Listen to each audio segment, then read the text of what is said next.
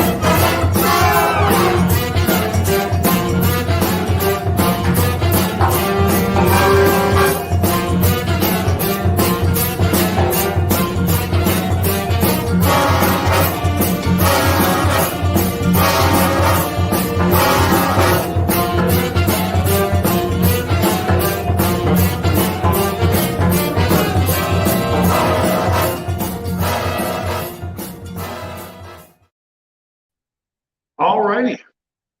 Folks, let me know if you can hear me. I don't know where Krellbar is yet, and Sherry's on his way. Hey, Randy, what's happening?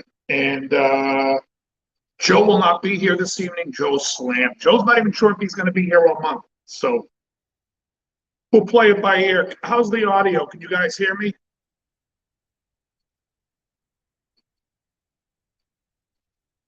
Okay, good.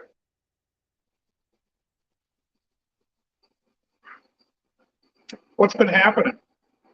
Let's see. I put up a video today at 10 this morning. It was scheduled. That went up 5 by 5. I don't know what that means, but I assume that means you can hear me.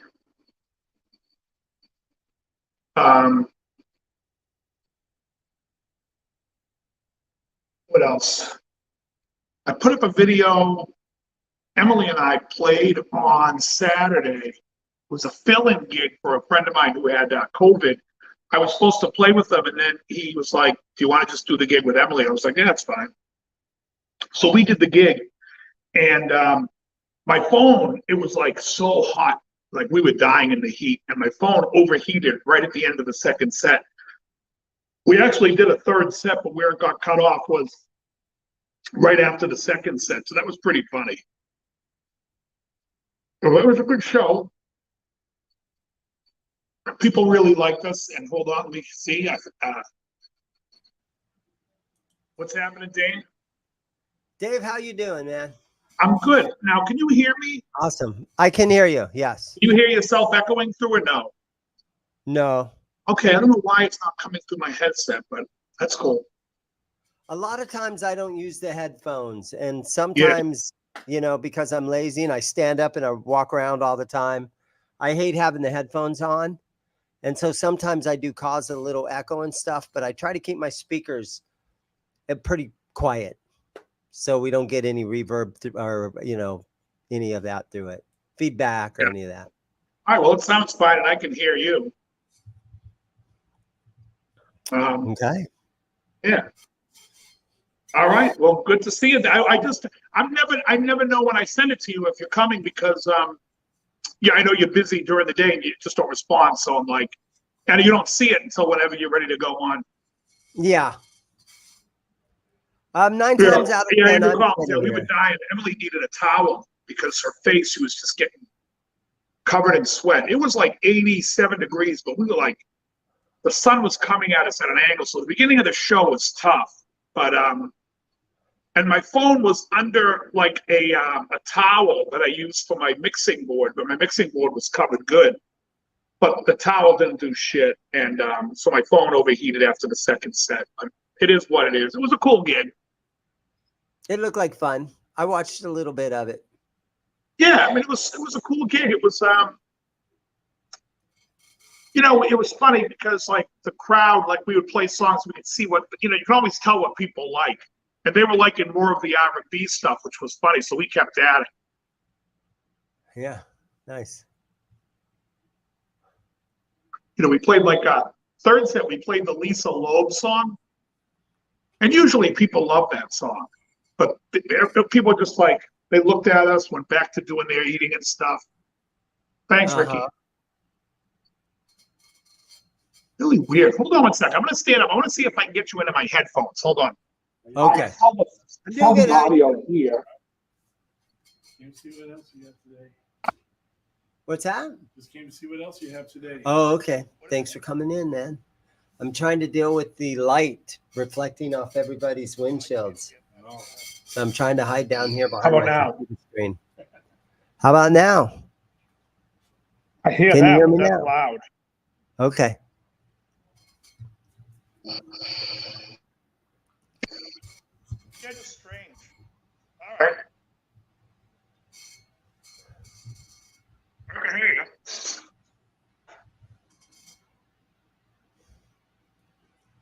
Oh, thanks. Yeah, Muriel sent me that a while ago. I figured I'd No, I can't hear you at all.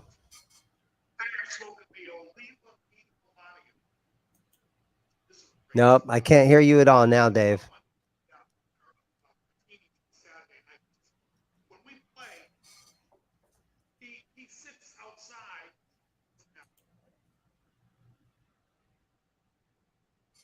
I can't hear you at all right now. You're like muted. No, I can't hear you. No, can't hear you at all. Guys. Oh, now you're starting to come in.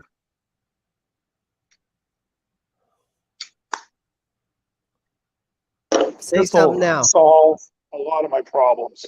Okay, there you're back. No, I know. Yeah, I'm back, but give me 1 second because I'm going to take out my headphones. And I can see what is going on. All right.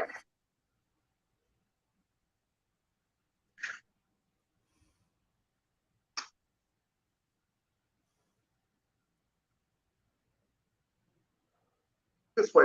You can hear me now, right? Yes, you sound kind of far away though. At least I'll be able to hear what you're hearing.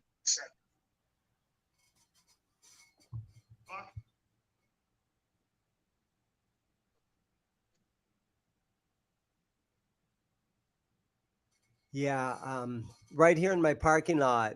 Hopefully in a few minutes, the sun is reflecting off parked cars and it's coming right in my face. So I'm trying to hide down like this a little bit. Yeah, but the sun is a bitch right now. Doesn't give me a migraine, but man, I get some eye strain going on. That's for sure.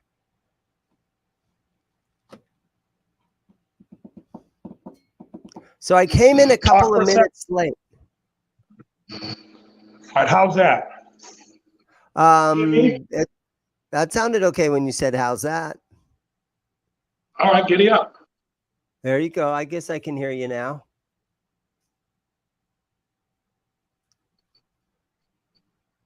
Excellent. So I came in a couple of minutes late. So apparently the show's already live and it's in full swing. Well, I just literally it was a minute. I was a minute just talking. But yeah, so I was just talking about what I had done. I put out a video this morning, and then I had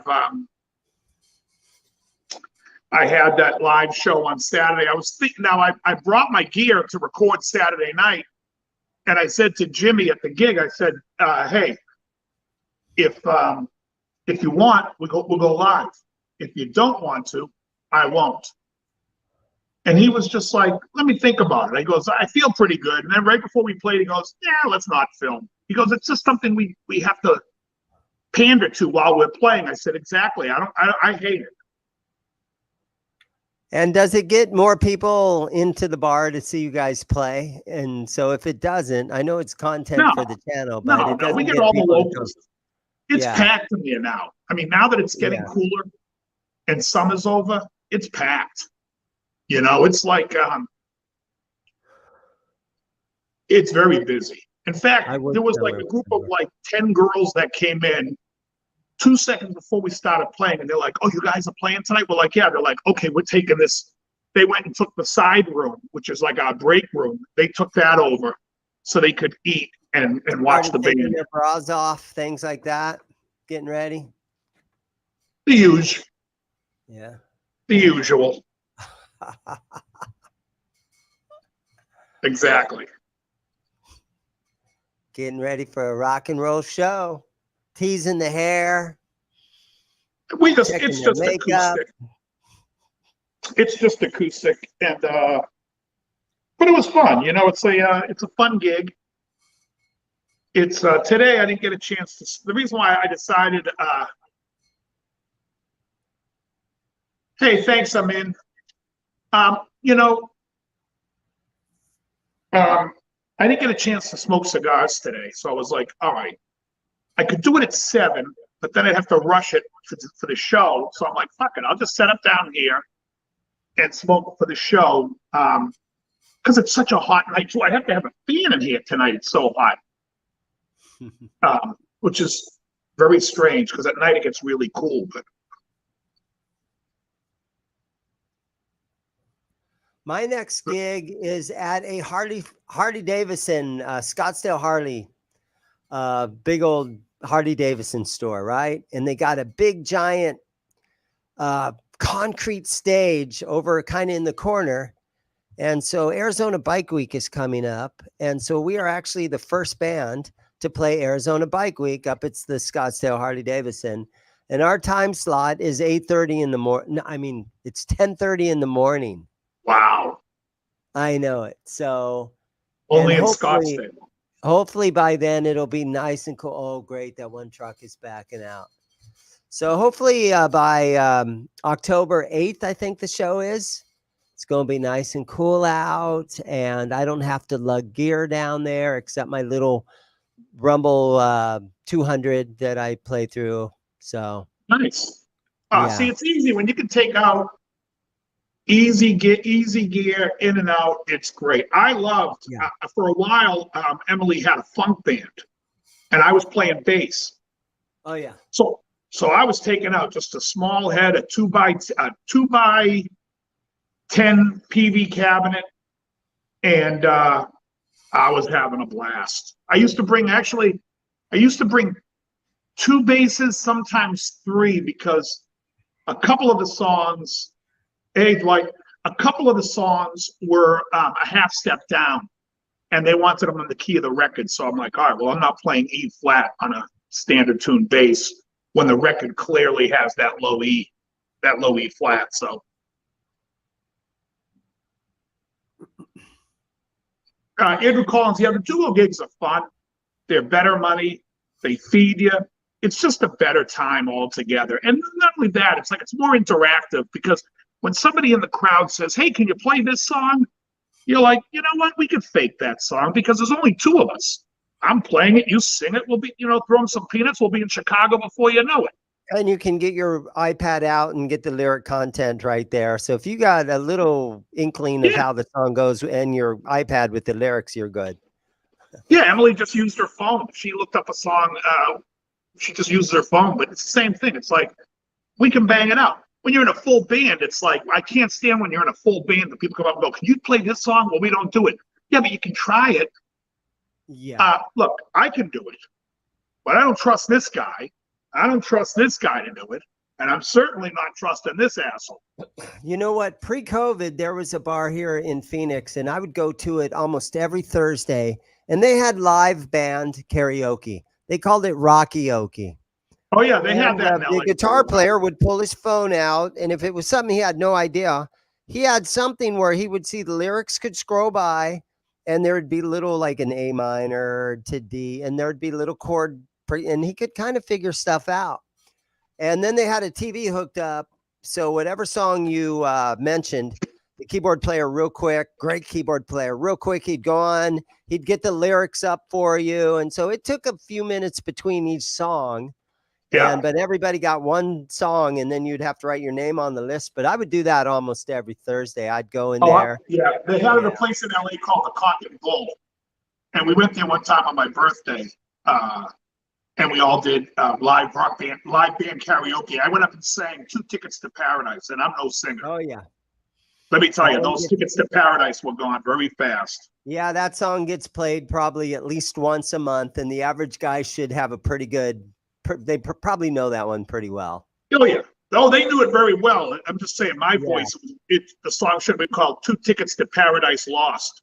Oh man, Eddie Money. I have a small. I feel bad about Eddie Money because I have a friend here that kept giving me Eddie Money tickets. He knew one of the roadies, and he kind of knew Eddie Money from back in the day. So he'd always end up with free tickets. So I went and saw Eddie Money out at a casino here, and he had his kids playing all the instruments. So Eddie Money and his family.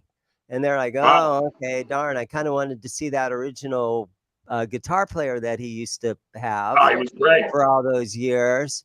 But my last two shows, and so I went to two of them. And so the second one I went to, Starship opened the show. I'm like, okay, it's a brand new casino. They didn't really have their sound dialed in just yet, but Starship was okay. And then Eddie Money came on stage, and man, he looked bad. He looked like he hadn't slept. His mic stopped working, and he threw his mic over at the guys running the monitor board. He actually threw his microphone at that, and the crowd was just filtering out of the room. Like half his audience was gone after 3 or 4 songs. And I'm like, honey, come on. And me and my girlfriend, we left after, hey man, thanks for coming in. We left after 4 or 5 or 6 songs, and I walked out, and that was his last show. They flew him to the hospital in LA, and he died like a week or 2 later. And so I feel bad because I walked out on his very last performance. And so I saw him at the House of Blues in LA on Sunset. And he was an older guy at that time. Mm-hmm. And it was like watching Rodney Dangerfield front the band. Because the whole time he's like, I've got 2 tickets. He's constantly tugging on his collar. Yeah. He's constantly doing that mouth like Rodney did. The whole time I was like, this guy gets no respect. Out of the side of his mouth. Yeah. Instead of the song No Control, he should have sang No Respect. But I tell you what it is. And he would tell jokes, and the 2 times I saw him, it was the same jokes. So that one of his jokes is like, I stood right on the very edge of his stage, and I looked down, and a beautiful girl, and she was crying, and I was like, oh, so overwhelmed that this girl was crying watching us play. So I stopped the show, and I asked the girl, why are you crying? And she goes, you're standing on my fingers, and so. He would terrible. Like that. Charlie Vance, thanks so much. Appreciate that. Thing with Eddie, I was going to just say about Eddie Money. I mean, I love those songs back in the day. He was great, but that show when I saw him, he was still good. But like I said, it was like watching Dangerfield. And some of those guys don't age that well or whatever, but. Yeah, I think it was a lot of hard living. He had cancer or something, and he was trying to fight it. He was trying to continue to play shows, and Just if there's any cigar smokers out there, I'm telling you right now, guys, I'm smoking the Oliva V Milanio, and this cigar is great. This is top 5 for me right here. It's just, if you can find it online, you can get it pretty cheap. Yeah, I know what I was going to say about Eddie Money. Eddie Money was always upset at Kenny Loggins because he never got credit for the line he sings in I'm All Right. Oh, really? I'm all right. You know what it goes? It's in the bridge part on the 4 chord. You can hear his voice. If you put the song on, as soon as you hear it, you're gonna be like, "Oh my God, that's Eddie Money." Oh wow! Huh? It's right before the I'm all right. That part. Oh wow! But baby, hold on to me. 2 Tickets to Paradise. That whole No Control album was great. He revitalized Ronnie Spector's career for a hot minute. He played saxophone in the early days, and even the "Take Me Home Tonight" it's got a good riff. It's the basic 4-chord, right? But it's okay. Yeah. It's all good, man. Saul Goodman. Oh, that was his Ricky original Compton guitar this song player. like 10 times. Wow. That's a great, hey, Janice Lala, let me ask you this, Sim. Great question for you. What band have you seen the most? No Control Tour must have been awesome. That was what, like 82, 83? They filmed a Shaken video right in front of Ray's Diner in Santa Monica. Blew out the speakers in her daddy's radio. What artist have you seen the most? Oh, me? Yeah.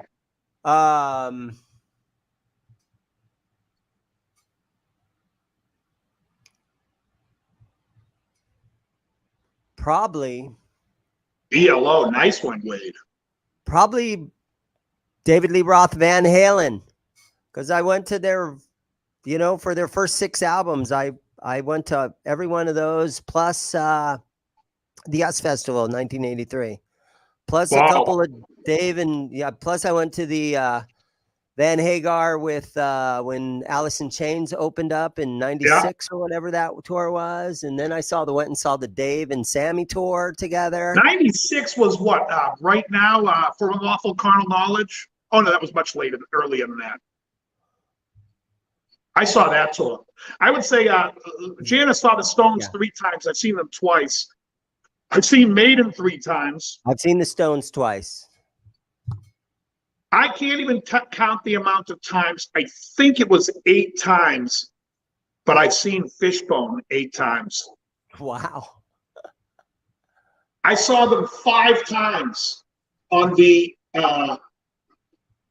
Reality of My Surroundings tour. I saw them again on Give a Monkey a Brain tour. That would be 6. And I've seen them twice at private parties in LA playing the parties.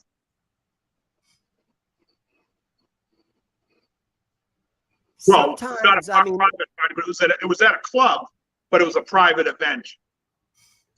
Over my life, I've been in so many bands where I play bar gigs and I see all the opening bands, and then I see the bands that go on after us. And I've done that, for a while there. I was out every weekend doing something. So I would see bands all the time, but I rarely would I go to those big shows.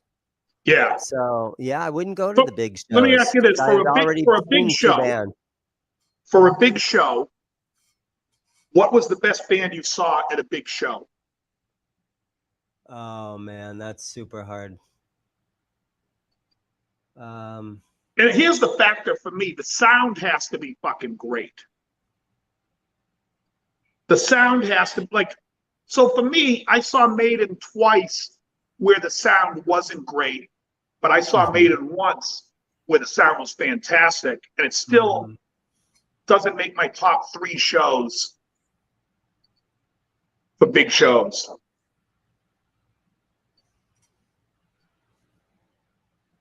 I don't know. That's a hard question to answer. I did go and see in about 2000. What year was it? Maybe 2001 or 2002. I went and saw Roger Waters at the Coliseum in Cleveland, Ohio, and he did the whole Dark Side of the Moon album in its entirety, and then some other stuff. So, and that sounded really good. But I'd be missing the Gilmore voice in those songs, and it's playing. The PA systems in the world have gotten better. So the Peter Gabriel, in 92, I think it was 92 on the Us tour, was probably the best show, big show, where I was like, this is the stage show, the audio, the band playing. It was just, it was like unbelievable. It was an experience. It was like if every live show were that, I'd go to live shows every weekend. Unfortunately, they're not. Oh, Wheat Project Kansas was a great fucking band. I love Kansas. Underrated band. Another show I saw, and you're gonna make fun. I went and saw Audio Visions, the Audio Visions tour, Kansas. Oh wow, the Orpheum Theater. I saw Sarah McLachlan at the Greek Theater, and I could not believe what a great show, sound-wise, performance-wise, just everything. It was like perfect. It was on the Afterglow tour.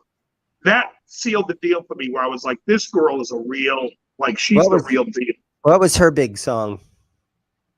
Well, The Arms of the Angel was a big song. That was the album before. This album, every song was great. Trainwreck was my favorite song on the Afterglow record. I just thought it was incredible. I have to say, there aren't many. I've been to a ton of metal shows, and the first time I saw Fishbone was probably the best metal show I've ever seen. They were sick. That was a great show. I've seen some, because sometimes the sound is just terrible, and it's just not my thing. And I also saw Lyle Lovett and his large band a few times, and that is like, if you ever want to just go see a great show, Lyle Lovett with his large band is just a breathtaking time. It's just great. Rush was amazing when I saw them live. I saw them live when they were doing the rotisserie chickens, and one of them had a washer and dryer amplifier. I don't know what the hell tour that was. Yeah, that was only about 4 or 5 years ago, wasn't it? That was No. their last tour, I started. It was at the Hollywood Bowl, so I want to say it's like around 2009 or 10. Could have been earlier. Actually, it could be a lot earlier. If anybody knows what tour they had the rotisserie chickens cooking in the background, but they were great. They were great. And I'll tell you what's funny, because people always say to me, you have to see Neil Peart live to appreciate him. And I always hate when people say that, because they're like, what am I, an idiot? I don't have a trained ear. And when I saw them, I liked him less after I saw him live. Now, didn't Rush just do something with Justin Hawkins up at Wembley with Dave Grohl and all that? Rush was involved in that, or the two remaining I have no members. idea. They did. They had something about what Taylor, the drummer, right? I'm not a big enough Foo Fighters fan that I cared to watch it. Like, I don't know. It's when I watch live music on YouTube, I'm watching stuff that interests me. I'll tell you, a video came up in my feed today, and I was like, are you kidding me? Some guy breaks down the Prince solo when he soloed on While My Guitar Gently Weeps. And I'm like, you're going to sit here and break down a fucking ride of A minor pentatonic? There's nothing outside of the A minor pentatonic that he played. It was like, I watched 5 minutes of it and started laughing, because this guy, just to get through one lick of a bend from a D to an E down to a D to a C to an A, took him fucking 15 minutes. I'm like, you couldn't make this boring guitar solo more boring with this guy teaching it. I did think that Taylor Hawkins thing was really interesting, and the Wolfgang Van Halen part was crazy, because I'm thinking that everybody wants to see Wolfgang Van Halen just pretty much take over where his dad left off. And I don't think so.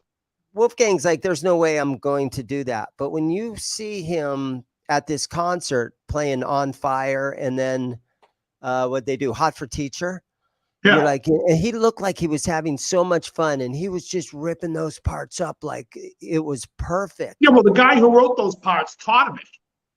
Exactly. I'm sure his father showed him those solos 100 times. Yeah, the thing is, the general public, we didn't know Wolfgang could play like that until we just saw that concert last weekend. None of us had any idea if Wolfie could pull that part off. Now we're convinced, oh my God, Wolfgang could step into that role if he wanted to, if anybody could talk him into it.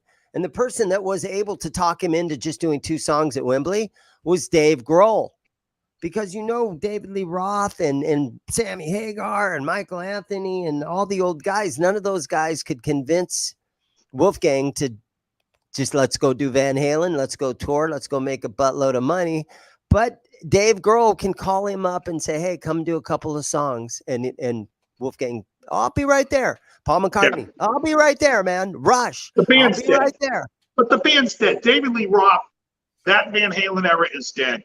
Because now you get David Lee Roth looking like fucking Dr. Smith fronting the band. You want to see Van Halen in the old days, go see the Atomic Punks. They're fantastic. I just think, has there ever been, like, remember when Zeppelin, when Bonham died, and people started giving a buzz about Jason Bonham, everybody and their mother's like, Jason Bonham should play drums. Or, why don't they get a good drummer? What does he have to be the son of Bonham for? Let's get a guy that can play. I would have much rather heard, back in the 80s, I much rather had Phil Collins playing in that. Ladies and gentlemen, Grill Bar is here, folks. How's it going, everyone? Where's the little fake hand clap machine button, Oh. sound effects machine button? No sound effects today. The site's off again. I got to find a new How site. was work today? Good. I mean, day goes by fast. It's like, you know, a lot of shit at once, which is the way I prefer. I'm smoking a Melanio V, the V Melanio from Oliva. Yep. It Good. smokes very similar to the ones that we smoked last week. Those The Jalapia Cavalier Geneva. Yeah. Yeah. So I have a punch coming in too. Agreed, Andy. What's that? I have a punch coming in. The draw enhancer. Yeah. If for my H Upmans, those things are rolled tight.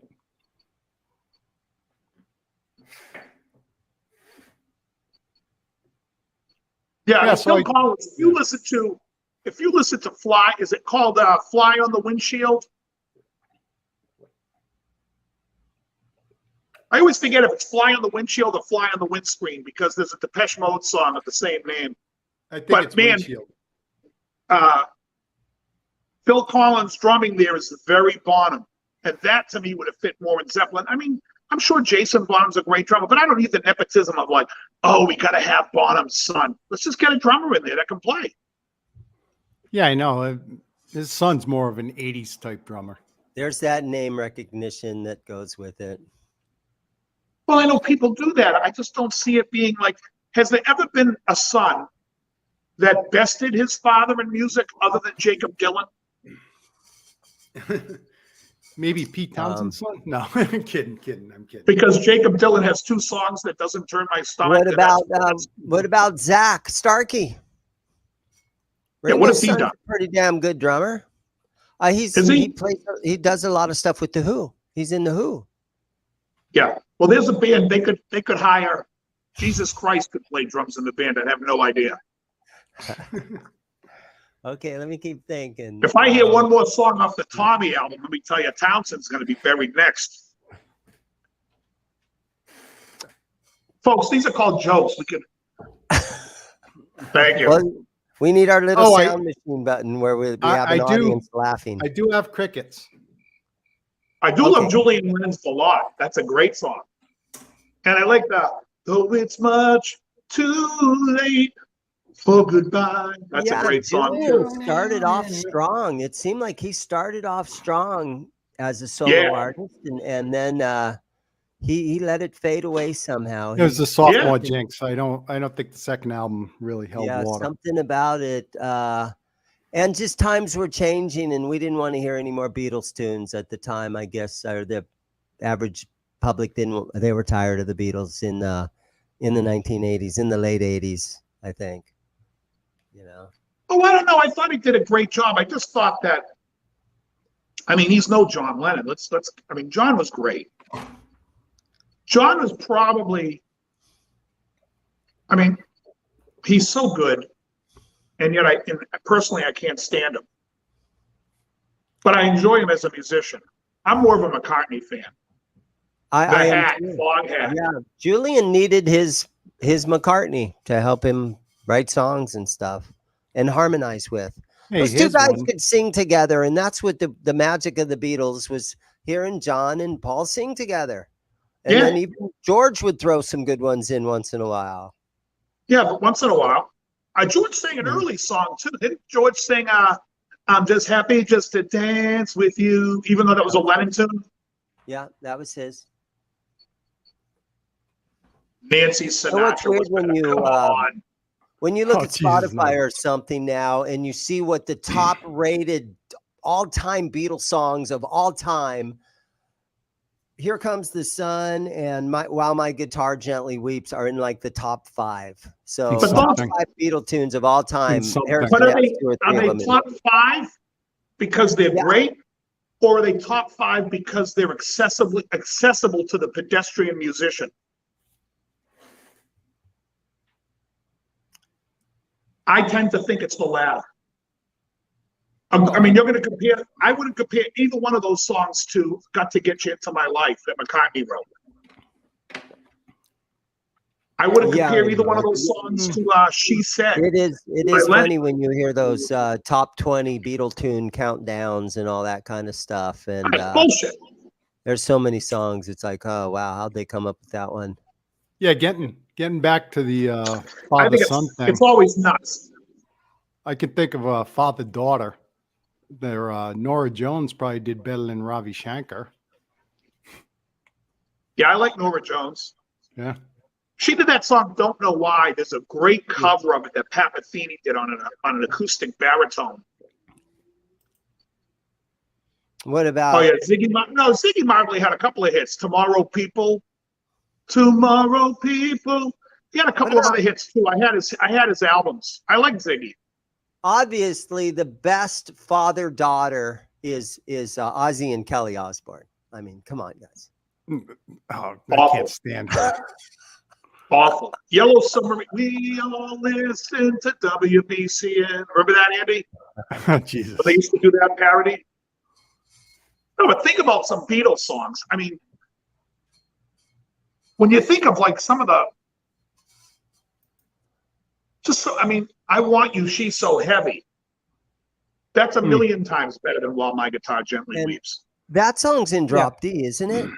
That's a drop D song. The ending part, the long drawn out bomb. I think that's in drop D.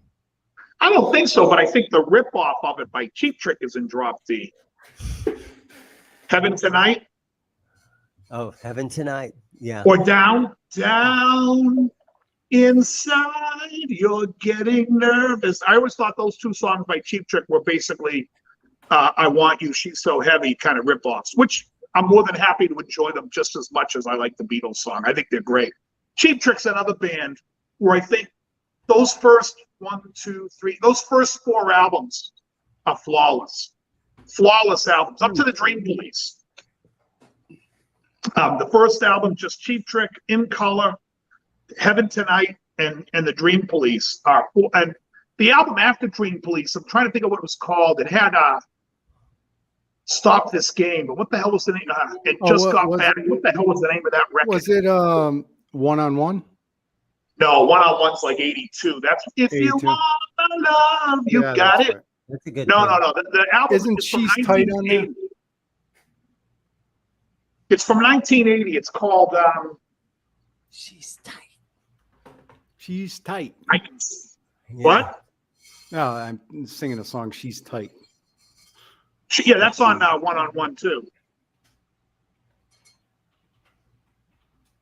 What was their last like top 40 hit song? Cheap Trick. God. Woke Up with the Monster. Let's see. The Flame, maybe. Yeah. Flame is probably the last biggest. Yeah.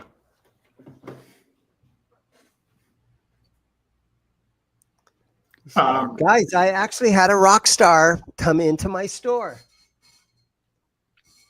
I got a picture of him on my phone here. Oh, I'm going to all see if you shook up, guys Dave. can identify this man. It was all me shook see it. up, Dave. All Shook Up. Thank you. That's the album. Great record.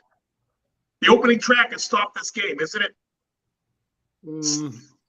Yep. Well, I can't stop the music. I could stop it before. I love that tune. Okay, somewhere on here. That album, All Shook Up, is not as great as the first four. It's definitely their chink in the armor that shows that they were going downhill, and they were more becoming a singles band.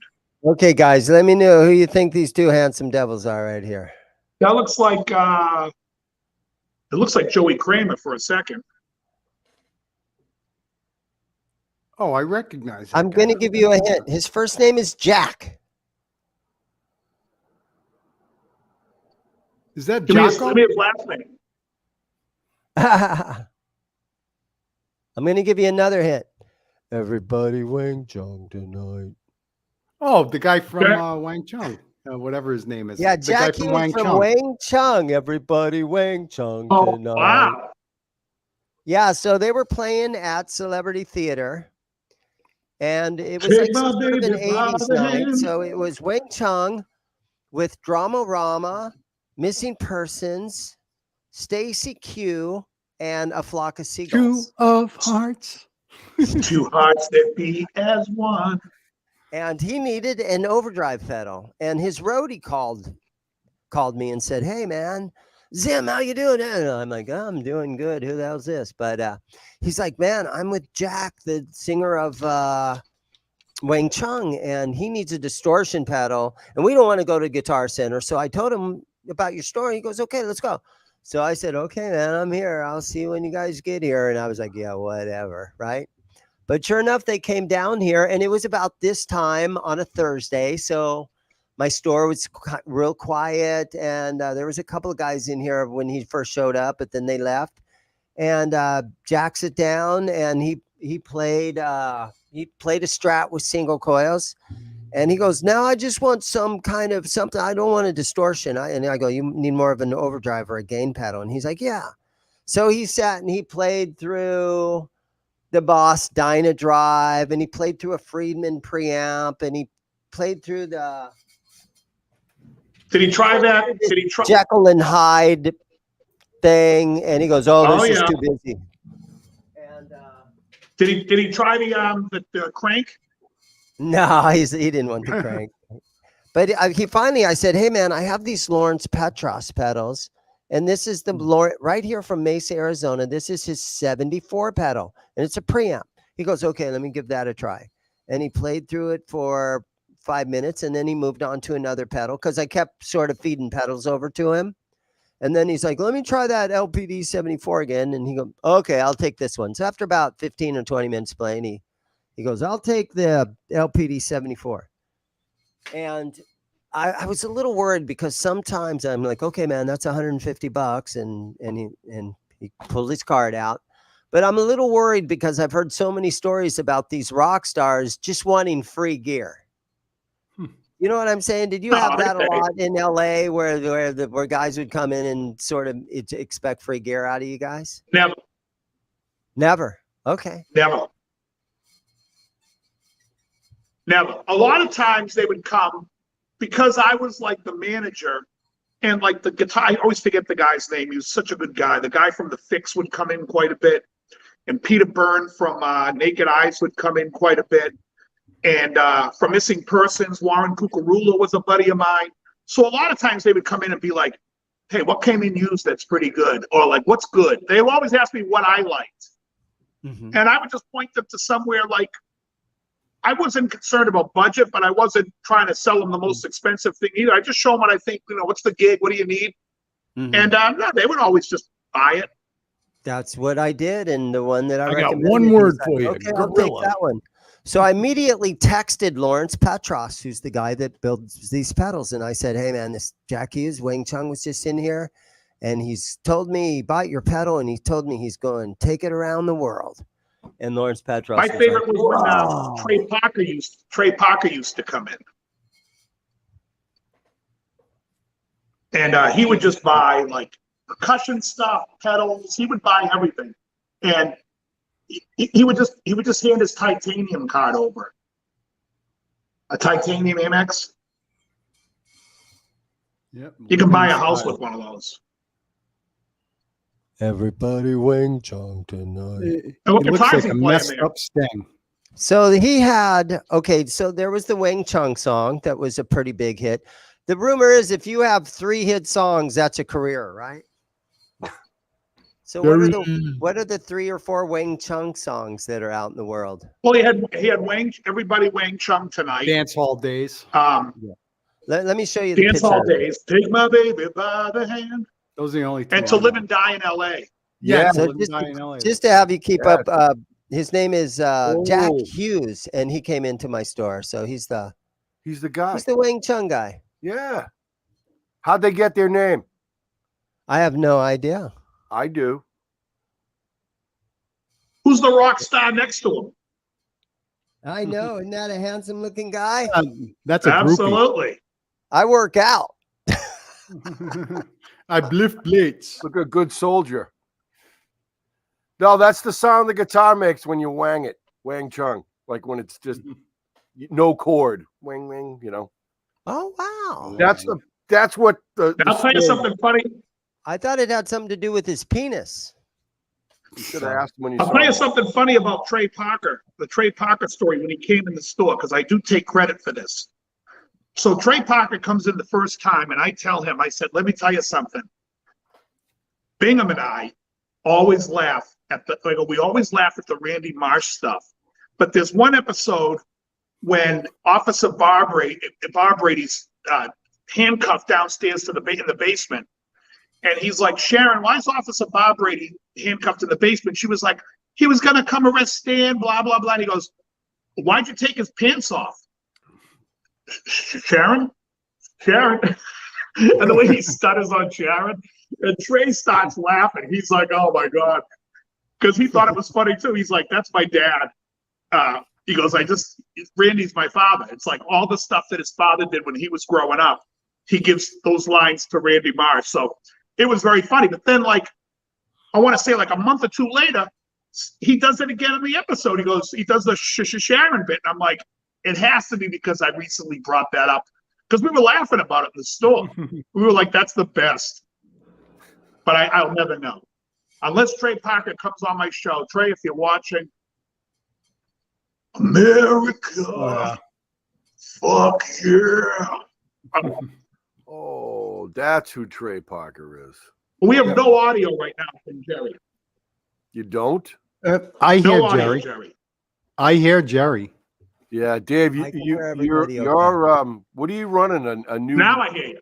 Okay. Now I hear you. Well, I'm on top of the mic now. Hey, so what are you running for a setup now? You got something new going on? Hey now. Yeah. What the fuck's that? Power mic? What? No, your microphone sounds a little louder or aggressive or. No, that's just him. Where are you in the garage? Garage. I am, yeah. Oh, you're talking about that. Oh, he's got a little echo. well, that's what it is. It's like the slap back of the room, and you got what do you got? Sheetrock behind you or something? Yeah, he's on a concrete floor. He's a little echoey. Yeah, just a little. Yeah. Okay, that makes more Hey, sense. man, how you doing? Good. Oh, cool. I'm dying for a cigar. All right, what's the greet? Let's see the greet, Dane. Oh, he just mutes the mic. Nice. How's it going over there? Let's see the what? The greet. How he greets the customers. You know how you say hello to the customers? Get out of my store. No, this guy always says hi to people. Like he'll be talking to us for 10 minutes. And then as soon as somebody walks in, he's like, hey, how you doing? You know, but that's how that guy gets paid. So that's what you do, right? Selling guitars. Yep. Krelba, are you selling any more guitars? What's happening with No, me? I haven't. I've got 2 on the block that I'm still trying to get rid of. What are they? It's a Epi Les Paul, the 60s Tribute Plus, which was probably the highest end Epiphone that they made. And my Harley Benton CST 24 HB. What is that? It's a PRS hollow body knockoff, basically. Oh, what kind of money on something like that? Oh, well, with the case, Yeah. I mean, it's been professionally set up and leveled and everything at $300. Because if you get it from Tomon, I mean, like it's going to be about a little over that as well. But the thing is that the quality's kind of off when you got a lot of work to do on it when it comes in. That particular style of guitar, anyway. The other Holly Benton I got from them was perfect right out of the box. I just had the. I'm not familiar with that brand. That's all. You haven't heard of Holly Benton yet? No, Jeez, dude, it was a hype brand. Do you see my surroundings here? Jerry's not interested in the cheap gear. Yeah. Yeah, I'm just interested in old crap like behind me, and just that's it. And if you like that, that's cool. I love guitars though in general, honestly. But I like. Oh, you know what I wanted to ask Dave about? If he had any experience with, like, I need another guitar, like I need a hole in the head, but the Spectrum 5. Do you know? Are you familiar with this instrument? What? It's called the Spectrum 5. Who makes it? Tysco. Oh, I don't know it. It's 66. Oh, I know that guitar. Yeah, the one Eddie had on the cover of Guitar World. World. And it turned it from a $300 guitar into a $1,500 guitar like overnight. It was one of those. And his was, I don't know, either blue or red. Well, actually, Eastwood Guitars is doing it. It has the reissue now. They're making it. Eastwood, yep. Who's Eastwood? Do they make like acoustics, or is that Eastman? Eastwood makes new versions of all those old Tyscos and stuff. Oh yeah, like a Charvel Surfcaster and all that kind of stuff. Oh. Eastman makes. They also own Airline. I put it in the chat. Airlines and stuff. Really? Yeah. Oh, cool. Those are. They've been doing that for years. Do they make them any better? Oh, I'm sure they do. Yeah. Yeah, they're nice. Yeah, they're nice. Cool. All right. So Eastman? No. Eastman. Eastwood. I just put the link in the chat. Oh, okay. I don't know how to fucking access that. Oh, private chat. How much? $1,500. Yeah. So I knew they reissued those. Maybe I don't know what they say on them for a name now, but they look pretty spot on. Well, they're calling them the Spectrum 5. Yeah, they're just not Tysco. They're probably 15 years ago they started doing that, maybe 10 years ago. Could be. Oh, geez, what's an original worth then if that's 1,500?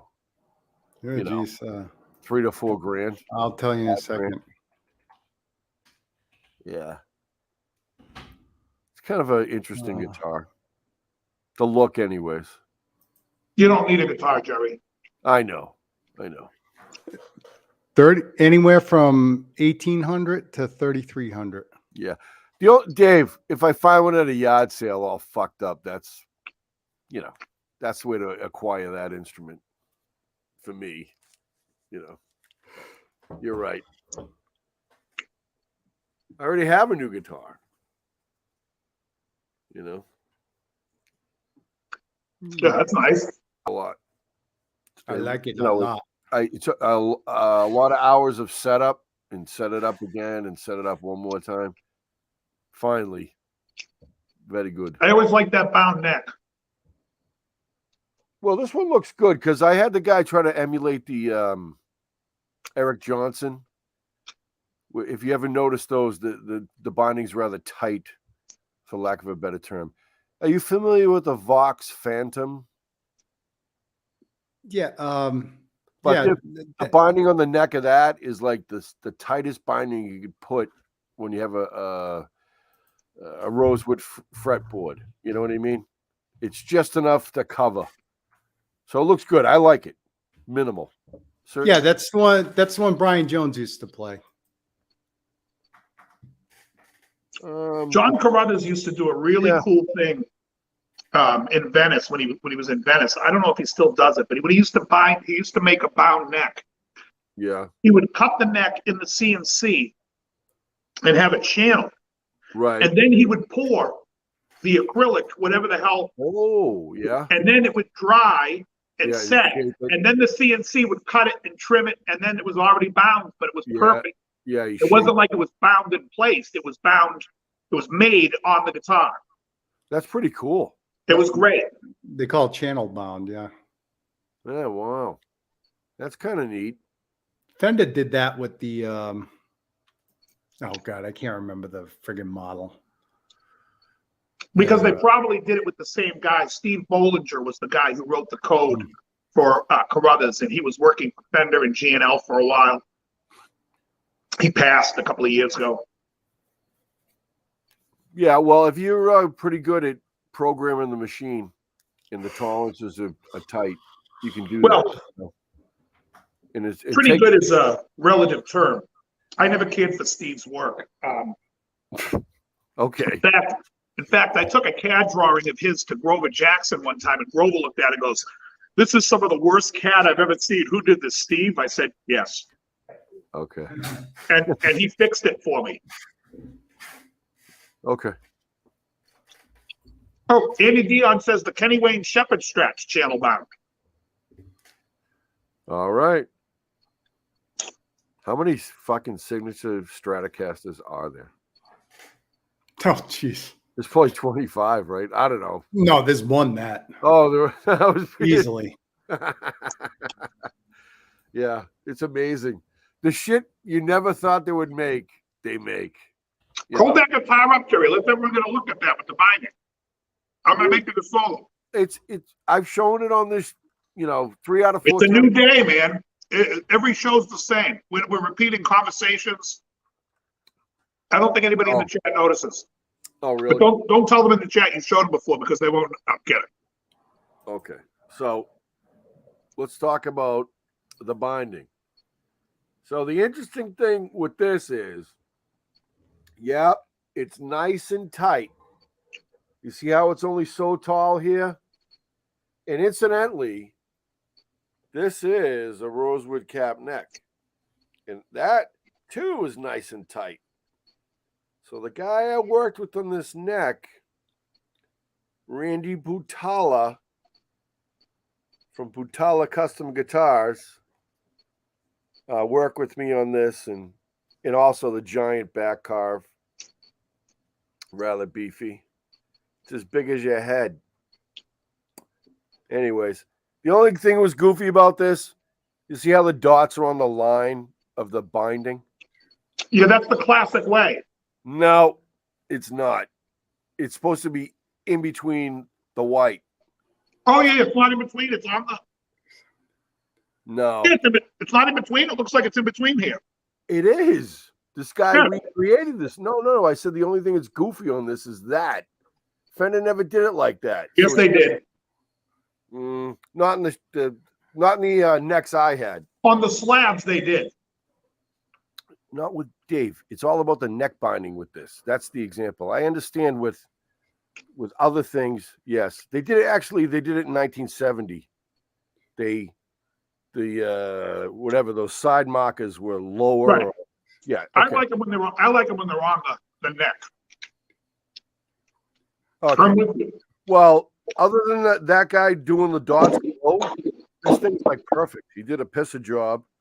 And the other cool thing with this neck is it's You have to explain to the audience what that means, because no one here's from Boston. what's that? What did I He say? said they did a piss a job. You think people are gonna go? They're gonna go, "What? He urinated on it?" It was fantastic. Nice. Yeah, I just counted them. 124 signature guitars. Oh my God, I was off by 100. Yep. What's 124?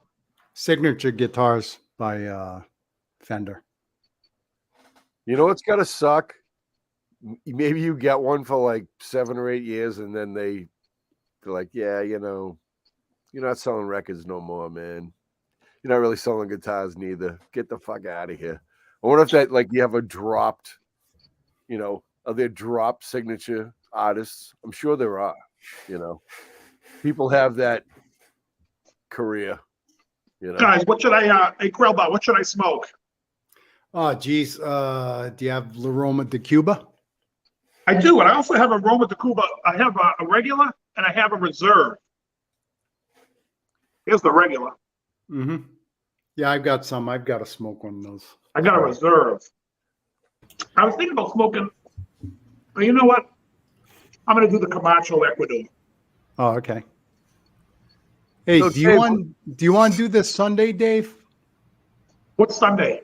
Do you want to do the Ash this Sunday? I know it's not your regular thing, but Yeah, we can do the Ash. I'm just trying to think what I got going on. Yeah, I'm good for Sunday. okay, sounds good. This Sunday, I didn't do anything. In fact, I got invited down to the Ash with a couple of people, and I was fucking tired. I slept till 1:30 on Sunday. Wow. Holy shit! Like 12 hours. I woke up, the Patriots were already losing, which I was happy. I saw that. Go back to bed. Dave, how are those cigars shipped? What are those little containers they come in? Humidors? How are they shipped? They just come like packed in a pack of 5, and they're in a box. Is it like a glass thing or something? Like a No. test tube? No. Oh, I thought They do have solid test thing? tube cigars and aluminum tube cigars. Yeah, I'm curious about the packaging. So I gave No. Joe at Martini's a Milano V. I said, here, you're gonna try this cigar. I don't think you've ever smoked a good cigar. He was smoking it while we were playing, and then he comes in and he goes, that was a fantastic cigar. You gotta order me some. I said, I'll order you them, but I have to order you 3 other ones so you can get the mix. So it's gonna be $100. So I put an order in for him and I'll bring it to him this Saturday. Excellent. The Milli Vanilli, that would be great. A Milli Vanilli signature strat. You don't have to play it. It just music comes out. Hey, Rich, what's going on? It's got that cheesy fucking plastic, that little cord Yeah, buddy thing hey on it. now. Dave, do you like the thin line custom tellies? The thin lines with the F hole, I don't care for it. I do like the 72, Yeah, I was The going to say Lux. this. and I like the 72 custom just because Keith Richards played it, on Exile. But like if I'm going to get a telly, I just want a regular telly. I'll tell you my favorite telly, except it doesn't work, is Albert Collins played a 60, I think it's a 66 custom with a PAF in the neck. Yeah. Yep. So years ago, I got an exact copy of it. I bought like an American Standard when they did the natural wood. Now it doesn't have the binding like his, but I don't really need the binding on the body. Right. And I put a PAF style to pick up a Gibson burst fucker in the neck. It doesn't match the bridge pickup.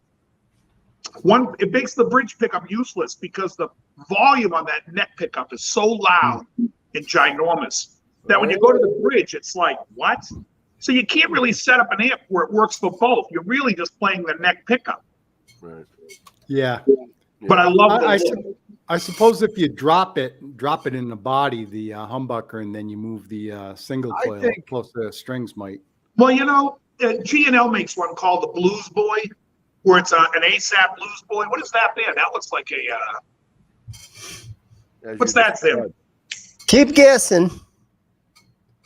Looks Because like a you G&L. mentioned Keith Richards, and this one, a single coil and then a humbucker up here. Pretty strange. Right, guys? It's a Yeah, that's what I was saying. It doesn't work. It's like when you it's plug a it in, it's Yamaha like Super Jam 800. Super Jam 800. Wow. What the fuck is Probably 1970s Japan. that? Okay. It does have the see the backplate neck on plate? here. Can we Yeah, see the made in neck plate? Japan backplate. Okay, Yamaha. cool. Next. Yamaha. With the tuning forks though. That logo, that era. So that's Yeah. interesting. Is the neck feel wide or does it It kind of does. biggish? Yeah. Yeah. How'd that work out for you, Andy? I'm curious because the Blues Boy to me, like I said, it's just that neck pickup when it's a humbucker is so powerful and clean. And then you go to the bridge and it's like unusable. Dane, where's the neck adjust on the butt? It's right But in it's accessible. Is it like vintagey looking or is it 1970s, man, and Yamaha was already Oh, doing it. I'm going to zoom you in. Oh, Zeb, that's a so you can wheel. see. I'm going to zoom him in. oh, it's got a wheel? Yeah, looks like Okay. an original version. Oh, of this a is wheel. from Japan. This is like a Yes. Japan market kind of Yeah. thing. Oh wow. Yeah, looks like the holes are in. Yeah. All right. Can you flip the just Oh let's see man, the those back are of the neck. chewed. Okay, so it's not that beefy. What Oh the wow, heck? dude, this is fucking old, huh?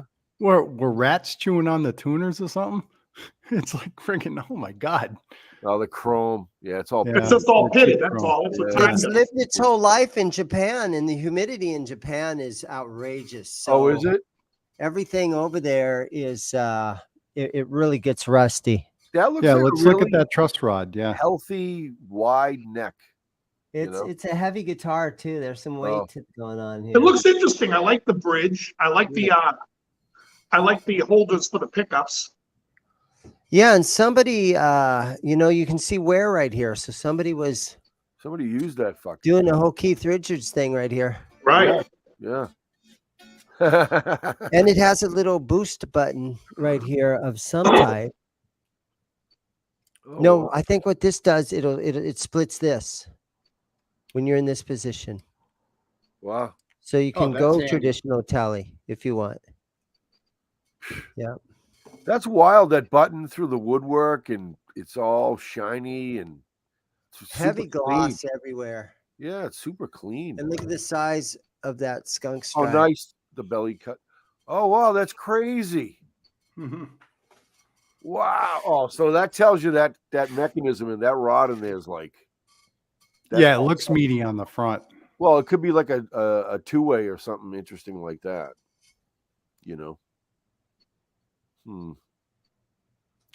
So it's heavy though. 800. It's Yeah, heavy. John Taylor and Andy. It's a weird design, but it's like I said, when I used to see Albert Collins playing that guitar, his tone was so phenomenal. But once you put that together and you stop playing it, you realize he lives on that neck pickup. You can't the bridge pickup just becomes an aesthetic looking. It's just okay. Here's a pickup here, but we're never putting it on. Well, I don't know about you, Dave, but I find the Telecaster bridge pickup,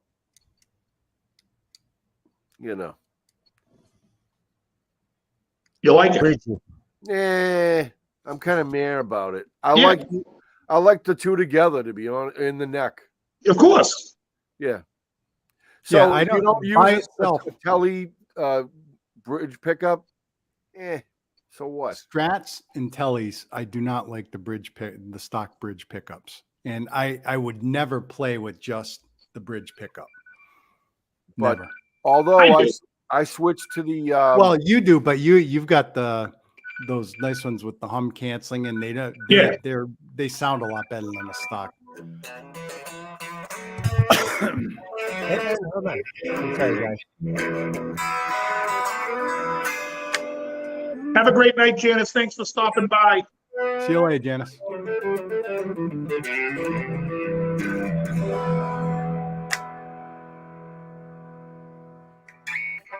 So this is an interesting cigar, Krell Bar too. It's called it's the Camacho Ecuador. Yeah. What's I know you had a red label one or orange label one last That's week. the Corojo. I like the Corojo better. This one is I want to say it's a little milder. Oh, okay.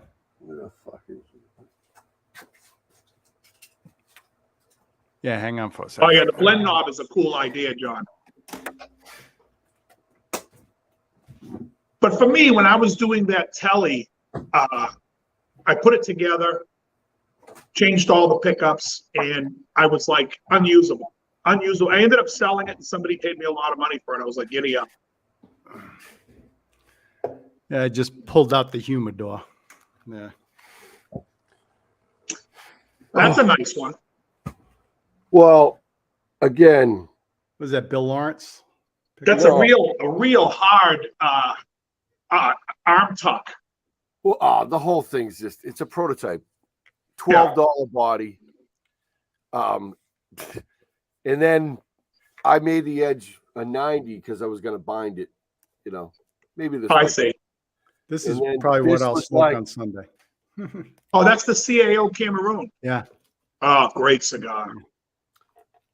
72 Stratocaster pickup, rewound with 50s form var, like a 5.9, right? And then this, So what's it got a 6K output? well, 5.9, you know. Oh, 5.9. Okay, yeah. All right, I'm sorry. And then the other You know, thing, the goal back then was make everything 6K. yeah. All right, can you see that? You recognize that pickup? Yeah, it looks like it's either a DiMarzio or a Seymour Duncan. Yeah, it's a Duncan hot stack or Nashville. Okay. They call them maybe Nashville stacks back in the day, and then I think they call them hot rails. Someone calls them hot rails. hot stack. Yeah. Oh, the rails That's is the two, the noise canceling version. But that's the actual name of that. It's a hot stack for a telly. So I recently put that in, and it's okay. Yeah. But I think you'd really have to put a humbucker, like a fucking 59, full size humbucker. I don't think so. You know what's a great pickup is get the DiMarzio area hot telly bridge area. It's humbucking. Yeah. And it's great. This is humbucker. All right, what's the output on it, roughly, you know? It works. Well, this thing's like 9.1. That's a little hot. Yeah, but I like it. You know. Yeah. So maybe 8.5 or something like that. It's not overly hot. A hotter pickup in the bridge is always going to work because the vibration and the sound wave close to the bridge is very weak. That's why bridge pickups are always hotter, because you need that extra beef just to make it even with the neck, because the neck's always going to be, you know, it's close to the center of the wave where it's at the loudest. But, you know, Telecasters have that kind of inherent fucking metallic reflective sound off the bridge plate that, you know, it's just No comment. Correct. So, and then the Stratocaster, that's very weak placement of a pickup on that instrument. So I agree with you that they need to be beefier. Well, I like with Hendrix when he flipped the guitar upside down, how that automatically changed the angle of the bridge pickup. Mm-hmm. And like, you know, when he restrung it. So it made more sense. The highest strings, I mean, the lowest strings, it were closer to a bridge, and the highest strings that could get ice picky. I mean, he didn't intend on doing that, but that's probably a better way to slant the pickup.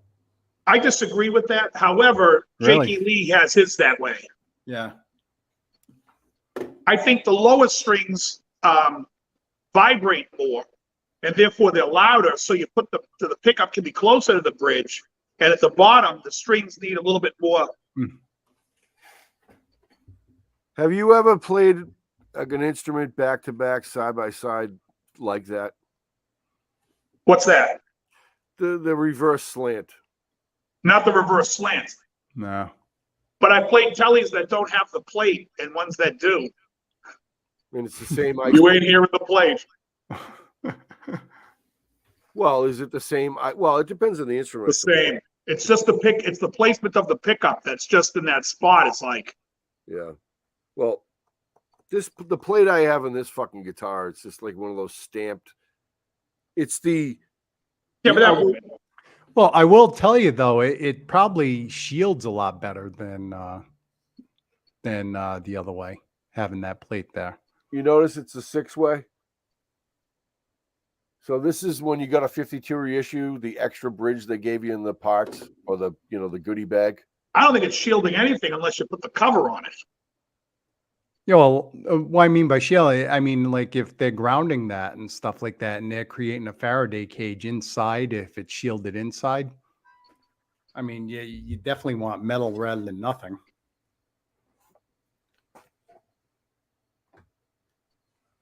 I love those G&L bridges.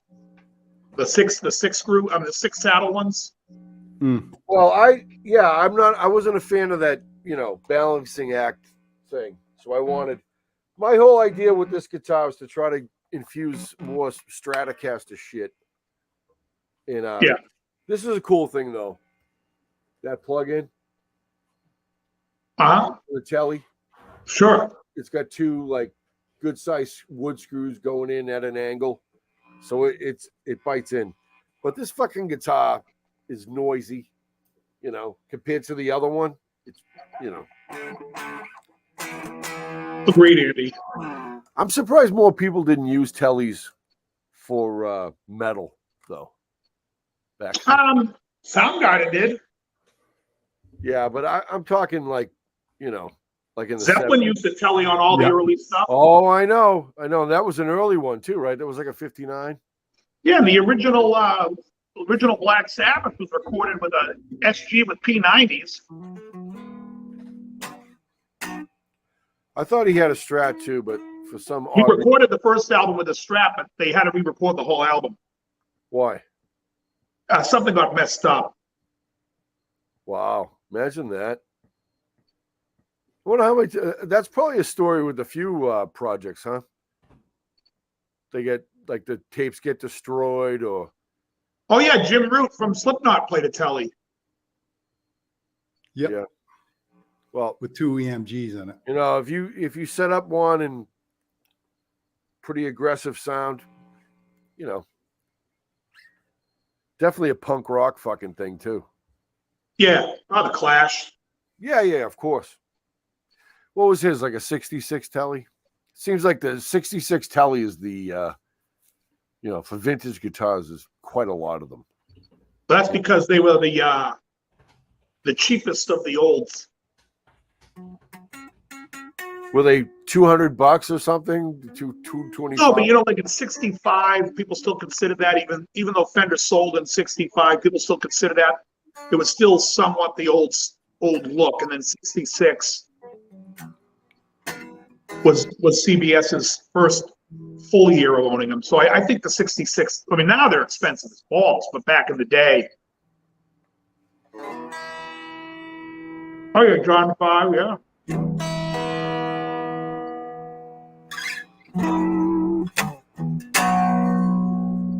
Anybody that likes to bend and not have to contend with a bar.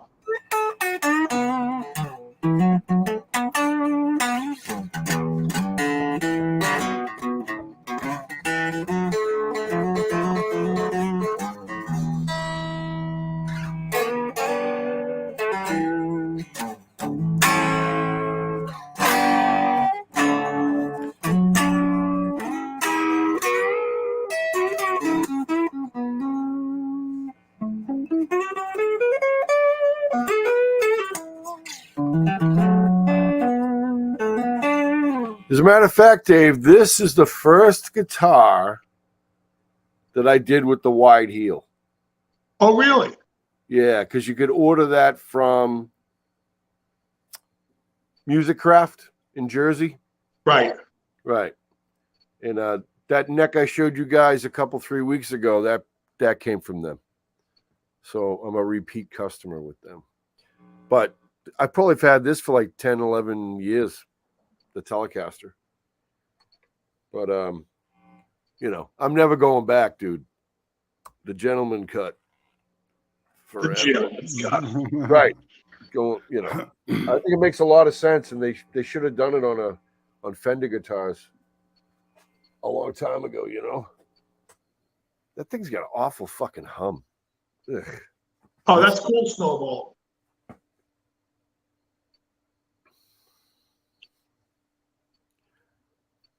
I had a drummer stop by my gig on Saturday.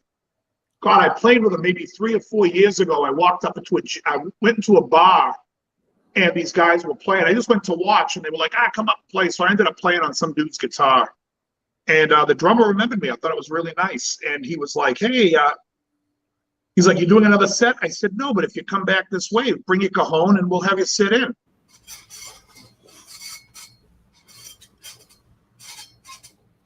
Always good to be busy, Snowball.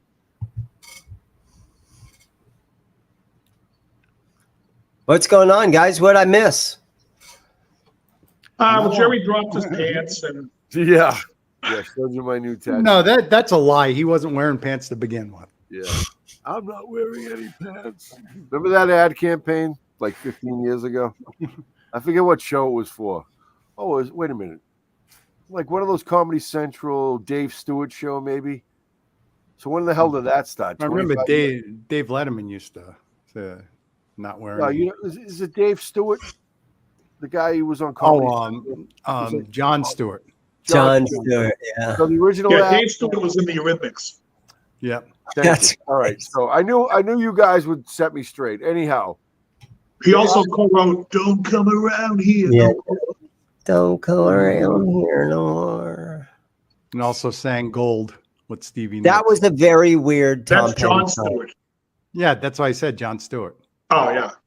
That was a very weird Tom Petty song, wasn't it? It was like, Oh, Tom, yeah. what exactly are you doing here in this That song? John Stewart song had Stevie Nicks in it, though, right? Driving over Canaan, listening to the soul, because people out there are turning music into gold. Dannin, dannin, dannin, Oh, yeah, yeah. dannin. oh yeah, that was a great number. That's on my playlist. Fucking yeah. Anyways, the ad campaign for that television show 25 years ago, the tag would be, "I'm not wearing any pants." See, still funny. It would be Genius. what? It was like an old guy, and he'd be like, "I'm not wearing any pants." Oh, no, we're going to Crickets get in that. his pants. Yeah, I know. I killed the fucking cricket. I killed him after the last show. He's gone now. I'm so over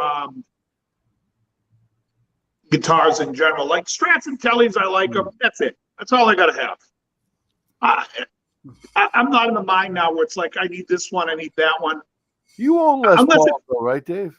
What? You own Les Pauls, right?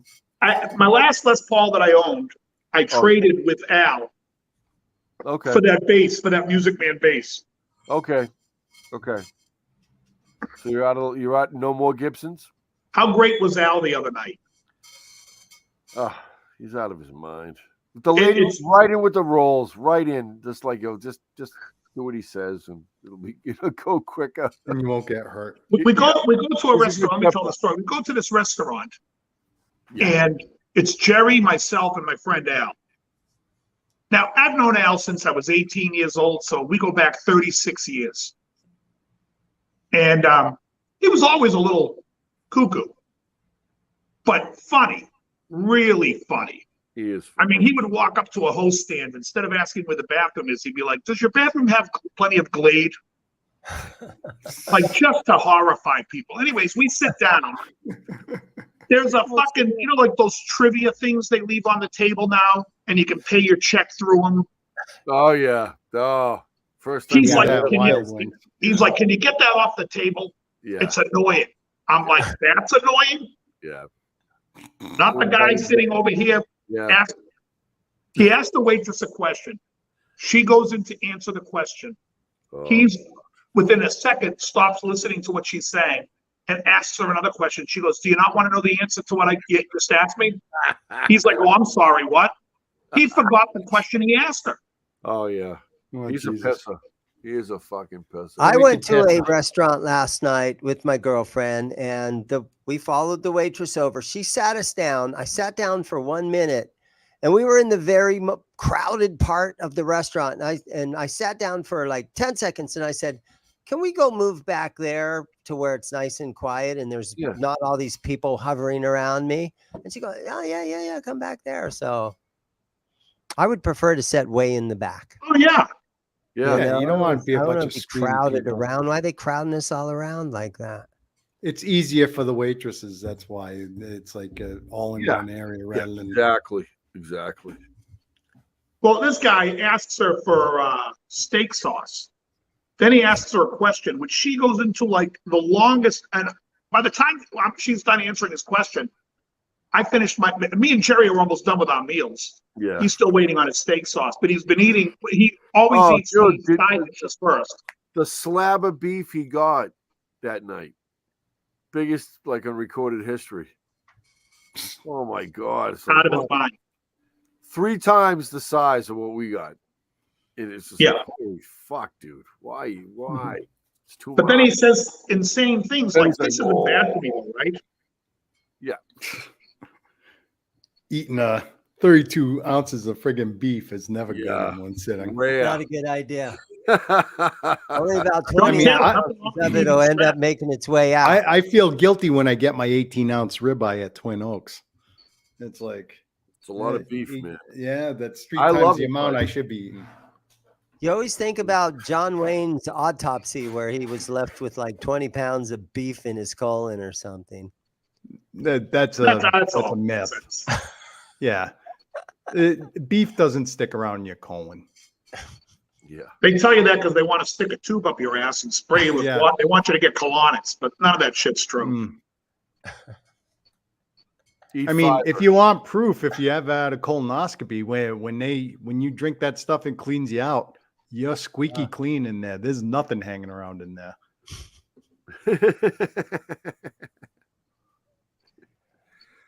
Squeaky clean. Yeah, squeaky. Not sure if that's the right adjective to use for Yeah. the inner cavity, but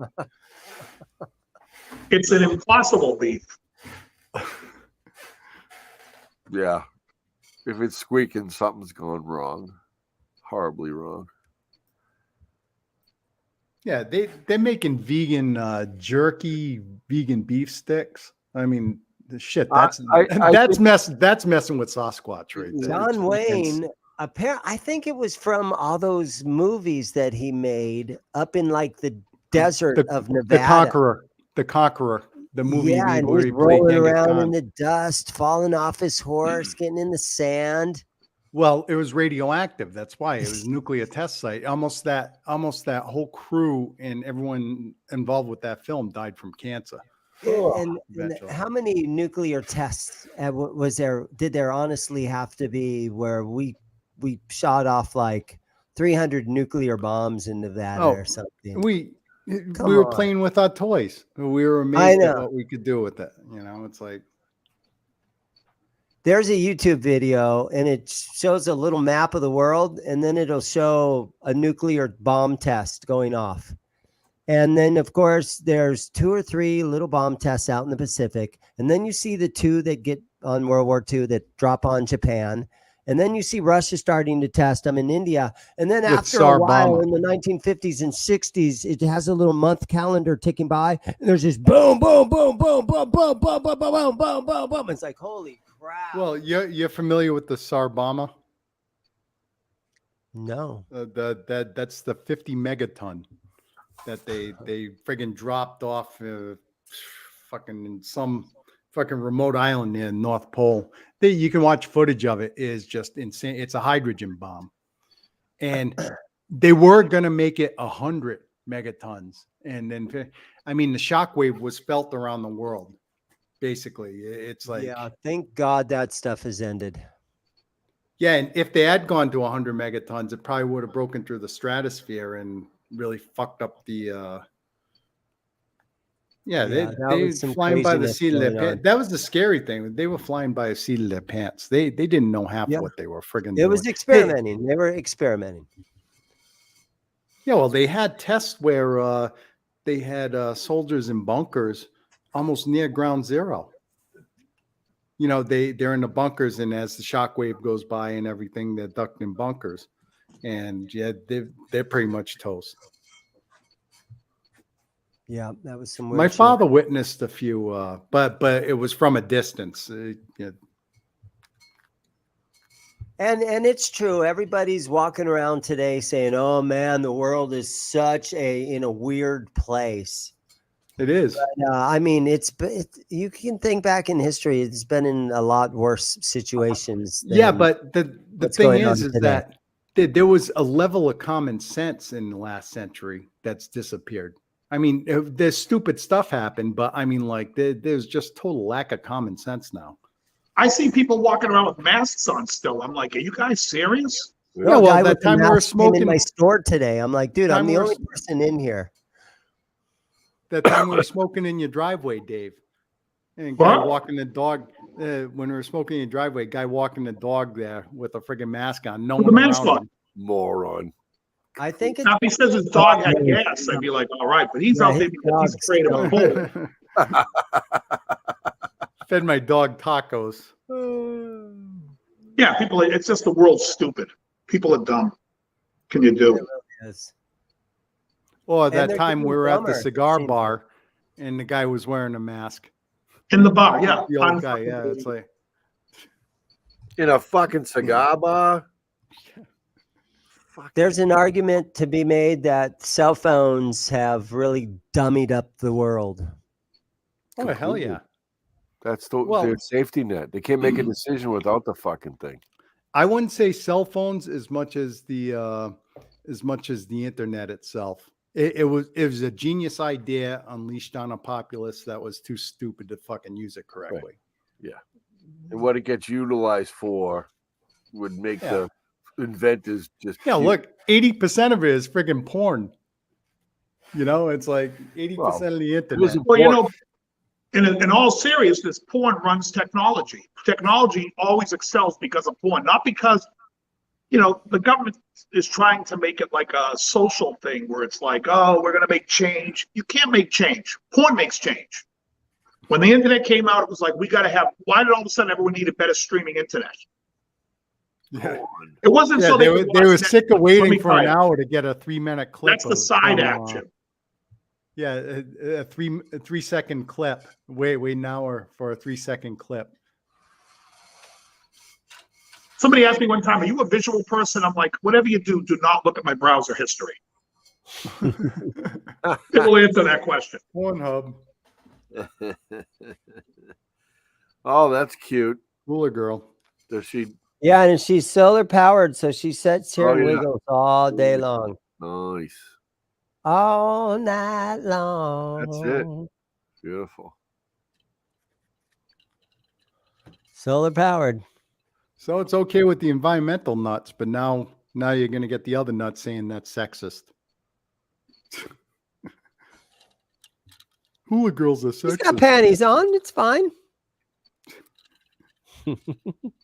Anatomically correct. Yeah. It's a nice night out. Oh yeah, it's kind of warm Really in warm. here. Yeah. I'm doing the road work after this. Now, California just went through a heat wave. So I'm predicting, I'm going to say it now, there will be an earthquake somewhere in California in the next 5 days. Wow. Do you think the heat has something to do with? Every time, when I lived in LA, we always called it shake and bake. When you have a heat wave, you're going to get a shake. I wonder. This wonder is if current there's an actual Phoenix thing that causes that. temperature. 89, wow. Holy This is gorilla current. shit, Batman. This is good for us. I can go ride my bicycle later on tonight. For us, it is later on tonight. Yeah. Krellbar, I'm how are your looking at workouts going? 6:45. Krellbar, by the way, everyone changed Oh. his workouts and started following Yeah. more of the way I train. Yeah, I'm getting stronger faster. Not to mention that movie you played on, but it's like No, I know, but seriously, it works. I'm starting to bulk up a little. My skinny arm's getting a little bigger. It works. I put up 130s today for 4 reps. Geez, what? Yeah, today was my chest day. What the phrase? Let's see, it was in kilograms. So, yeah, I'm working out with like friggin' 60 pounds right now. Dave, have you ever No, 50, played the 55. Glenn Campbell tune, the one about the Peace of Mind song, or what's that one he's got? Gentle on My Mind. Yeah. Did you ever play that one? I love that song. I've never played it in a band, but I always loved that song. Do you know how to I play always that loved when song? Benny Hill sang it as Tech Symbol. Have you learned that song? No, but It's just a G to C thing. yeah. It's And then there's a the D door is minor. always open. Da da da da ba da C ba da ba ba ba da ba ba and ba da da da da da da. Yeah, it just goes 1 to 4, 4 to 1. But then there's this D minor chord like this, right? It goes to this.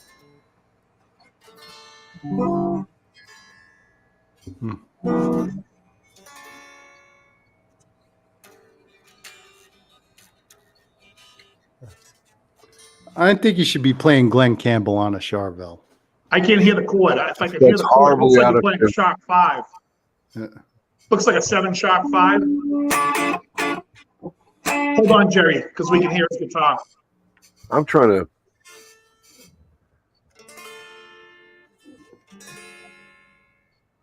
Okay. Oh,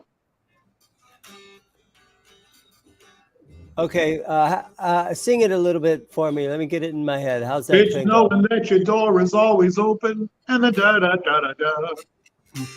Oh, it's quick. Quick. And da da da da da da da da da da da da. No, that was John Hartford's song, right? You like the Kyle's cool Glenn change? Campbell. Hmm. That's from Glenn Campbell was a badass. Oh shit, yeah. We just didn't Great realize player. it when he was alive. fucking great player. He was part of the Wrecking Crew before he Yeah, I went was to do just a gonna solo say that. career. Yeah, Yeah, and, Yeah, and he he retired here in Phoenix, so he was played on a lot of Beach Boys stuff too. He sat in for the Beach Boys. Yeah. Yeah. Yeah, he was a guitar player on it. Didn't he replace Brian for 6 months? I think that's what it was. Yeah. And he played Because- bass. I think he played bass. Yeah. And there's pictures of him. It's fucking priceless. He's like part of the band. You know? There's a version of him on the Smothers Brothers show doing Wichita Lineman. And he's set in there singing, and it closes up on him, and he's playing a Fender Bass 6. Oh, wow. Oh yeah, I have And one of those. there's a close up on him, and there's a line in the song. Wichita Lineman. Yeah, Wichita Lineman. Yeah. Playing a Bass 6, and he looks in the camera real deep, and he winks right at the Yeah, perfect he's so- line. It's like, oh my god! And then he hit that note. He hits the high notes. He's a Amazing. motherfucker. Let me just answer Cheech real quick. Joe has been working, and his job has been running later and later, and he's just getting slammed. He messaged me today. He's like, can't make it today. He's like, I'll let you know when I can come back. But he's just been slammed, and it's just not a great time for him to come on. I think later would have been better for him, but I think he's just beat. And listen, Joe's trying to, he's dealing with being clean and all that stuff. Let him do his thing, man. He's doing good. And I'll tell you what's a great show is the Wilton Brothers show. Have you ever seen the Wilton Brothers? Trouble. Wilbur or Wilton? What is it, Wilbur? I forget the name. They were a country show. They have some of the best country acts on it, but they have like Barbara Mandrell playing pedal steel, which she's fucking smoking on the thing. It's great. Yeah, I used to Oh, watch the the Mavericks are Manziel awesome. sisters.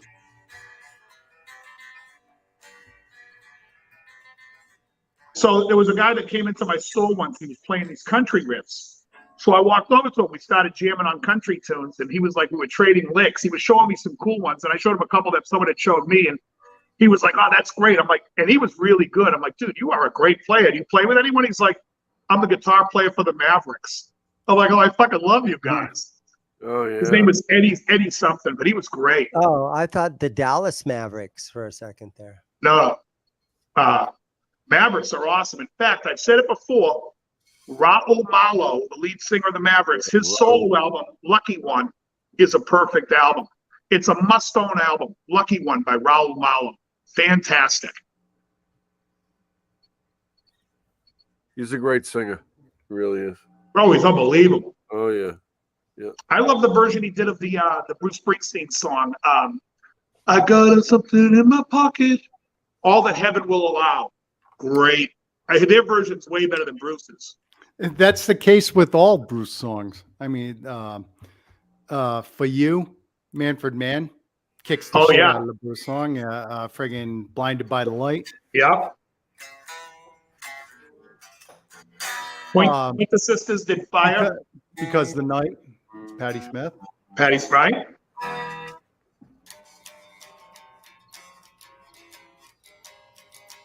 do love the Born to Run album. The screen door slams. Dude, Mary's dress waves. that first 5 seconds of that fucking song, man, incredible. Just that burst, you know. What was that? 76. 5. All right, just Yeah, it's great. nobody ever heard anything like that. You know, it was just wild. So I don't know. There's a hint of Motown there. It's very powerful sounding. And believe me, I was not a fan. I've been subjected to it my whole life, so it's just kind of like, yeah. But I'll give the Born to Run is a motherfucking tune, dude. The whole record. I like that's my favorite Bruce tune. Yeah, The whole record is fantastic. Thunder Road, Yeah. 10th Avenue Freeze Out. Yep. It's a good It's a great album. It's a Yeah. great Yeah. record. Yeah. Perfect album.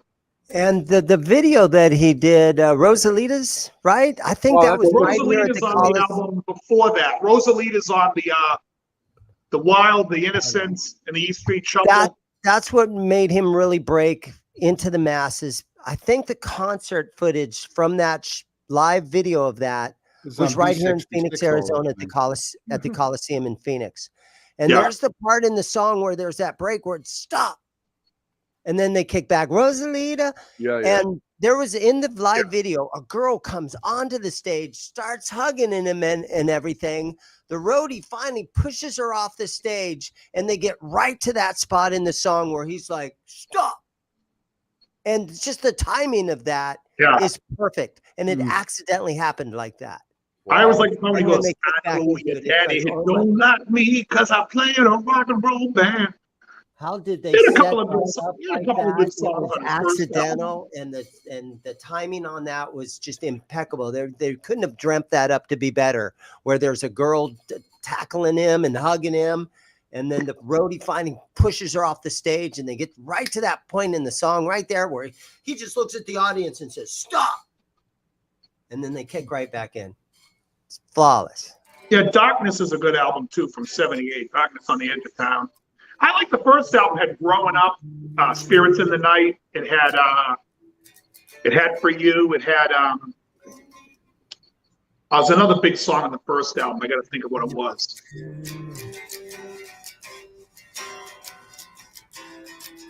Did I say Spirits in the Night? Yeah, you did. Yeah, that's the one that I was thinking of. Spirits in the Night, and then the Manfred Mann one was on that first album too. Blinded by the Light. Wrapped up like a douche. Well, he's not the first person. Paul and Oates hated the Paul Young version of Every Time You Go Away.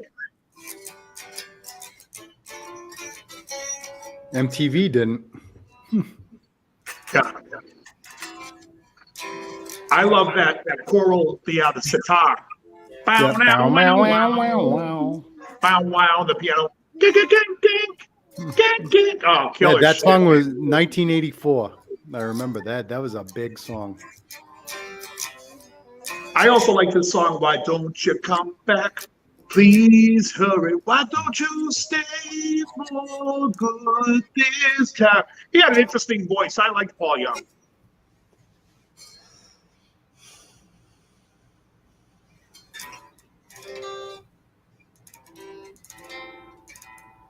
Yeah, Paul Young had an excellent mullet, too.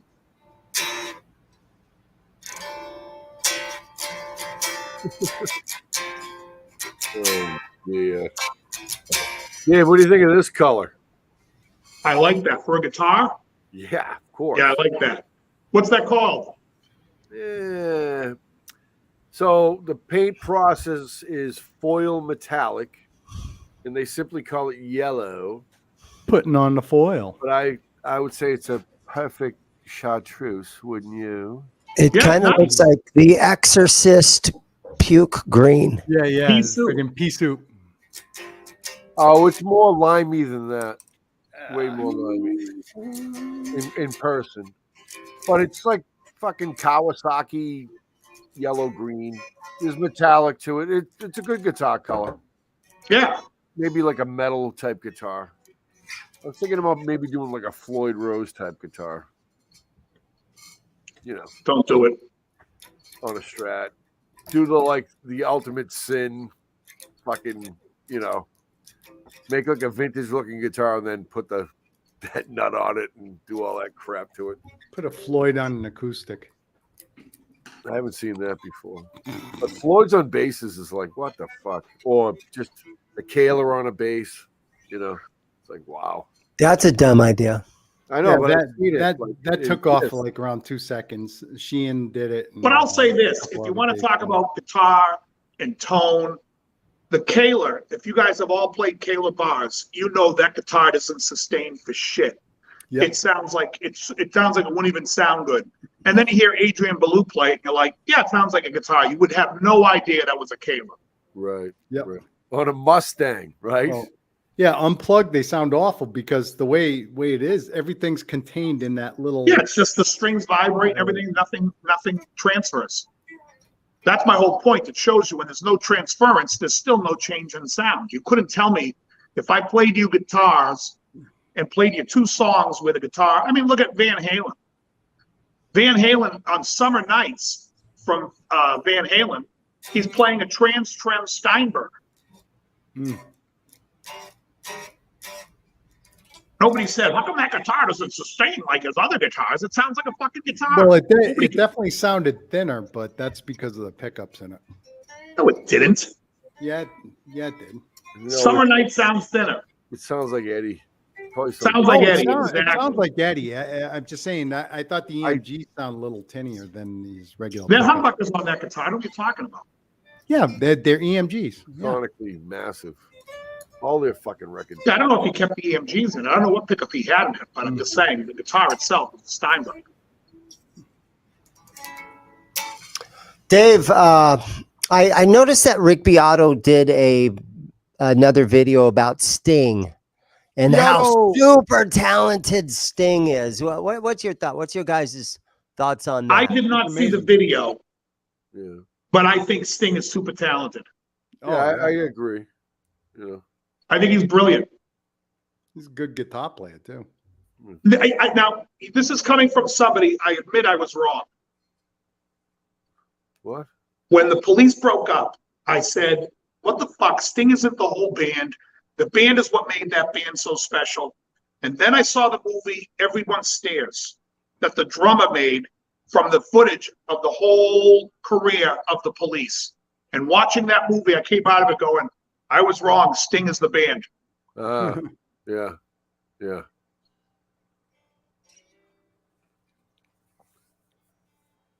But he's brilliant. Sting also does something that I recommend to everybody. If you're in control of the band, you make sure you're the worst musician in the band. Yep. Look at Dave Matthews. You make sure that everyone around you is fucking sensational. Yeah. Right. As a matter of fact, done not that even over the forming a years. band. I mean, just playing with other people. Try to play with I've people that thought are better about than that a lot over the years, just being in bar bands, because I have always been in a bar band since 1984. I've been in some type of a band, and there's some bands that I kind of start on my own, and then there's other bands that I join in or whatever, and I'm the weakest link in the band. And when I'm the weakest link in the band, I step up my game big Have time. to. Yeah. Yes, you do. It's an opportunity. When I started the band, The Big Angry, my bass player, Pete, and Pete, if you're watching, you know I love you. Pete was amazing. And Pete would call me out on shit. He'd be like, you're accenting that different this time.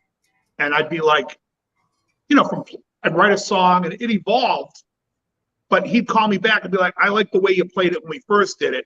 And he would call me and it always kept me on my toes. And I always love that. It's like, that's what you want in the band. Somebody that is just better at that than you are.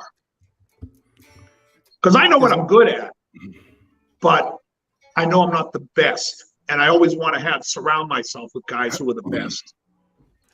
Guys who can do what's in my head. And that's what Sting does. You wanted the best, you got the best. There's a great video of Vinnie Colaiuta explaining 7 days. And it's a master clinic, and it's just the audio. But Vinnie talks about how Sting came to him with this idea, and how Vinnie takes that idea and makes it this 5/4 that Sting was actually wanting. But he just made it. And when you watch them play it on, like, if you could, I'll tell you right now, go watch the David Letterman clip on YouTube of Sting playing 7 Days. Just type in Sting 7 Days live on Letterman. It's fucking incredible. And then at the end of the song, he goes, "Go, Vinny." Vinny just starts fucking wailing on the drums. The song's at fucking 5/4. It's unbelievable. The guy's a monster, and all the musicians are right there with Vinny. And it's like, to me, that's Sting's putting on a fucking clinic. That's a show. And besides all that, he writes gorgeous songs, and songwriting is key. It's the number one thing. You know, it's like, that's what American Idol doesn't understand. You know, they have all these, remember when Fantasia and all these people came on the show, and I'm like, unless you find the right song for this person, they're never going to have a career. Now, people like Carrie Underwood is a country singer. Well, country is where the greatest songwriters are, and they're handing their songs. I mean, they're great. And so they knew she was going to have a song. But, you know, you take these other people in these rock songs. I mean, how many artists on that, other than like Daughtry had, "I'm coming home"? Kelly Clarkson has made a name for herself, but Yeah, just but because she's on daytime television now, she's a talk show host. Yeah. And her one song, "Since You've Been Gone," right? It's great. Kelly, She had some great writers songs. in the beginning. One hook And after also, she's another. ballooned up nicely. She should stop at my Tall and Fat store. She did. That's a Bobby ride. She ballooned up nicely. Beautiful. Rubenesque. Yeah, but I mean, she was great. A lot of talent. I thought Justin could have had a big career, and now he's sweet one. He's the Dr. Pepper Dr. sweet one. Pepper. It's the sweet one. Making mint. But I don't watch any of Rick Beato's videos because I always think it's so easy to sit there and make commentary videos of opinions after the fact when something's a huge hit and be like, this is why this guy's great. Well, you could say that after the fact, and you could come across like you're not wrong, but it's like hindsight's 20/20, big deal. Yeah, we almost. I see what you mean. You know what I mean? It's like anyone could sit there and say, this is why this song's great.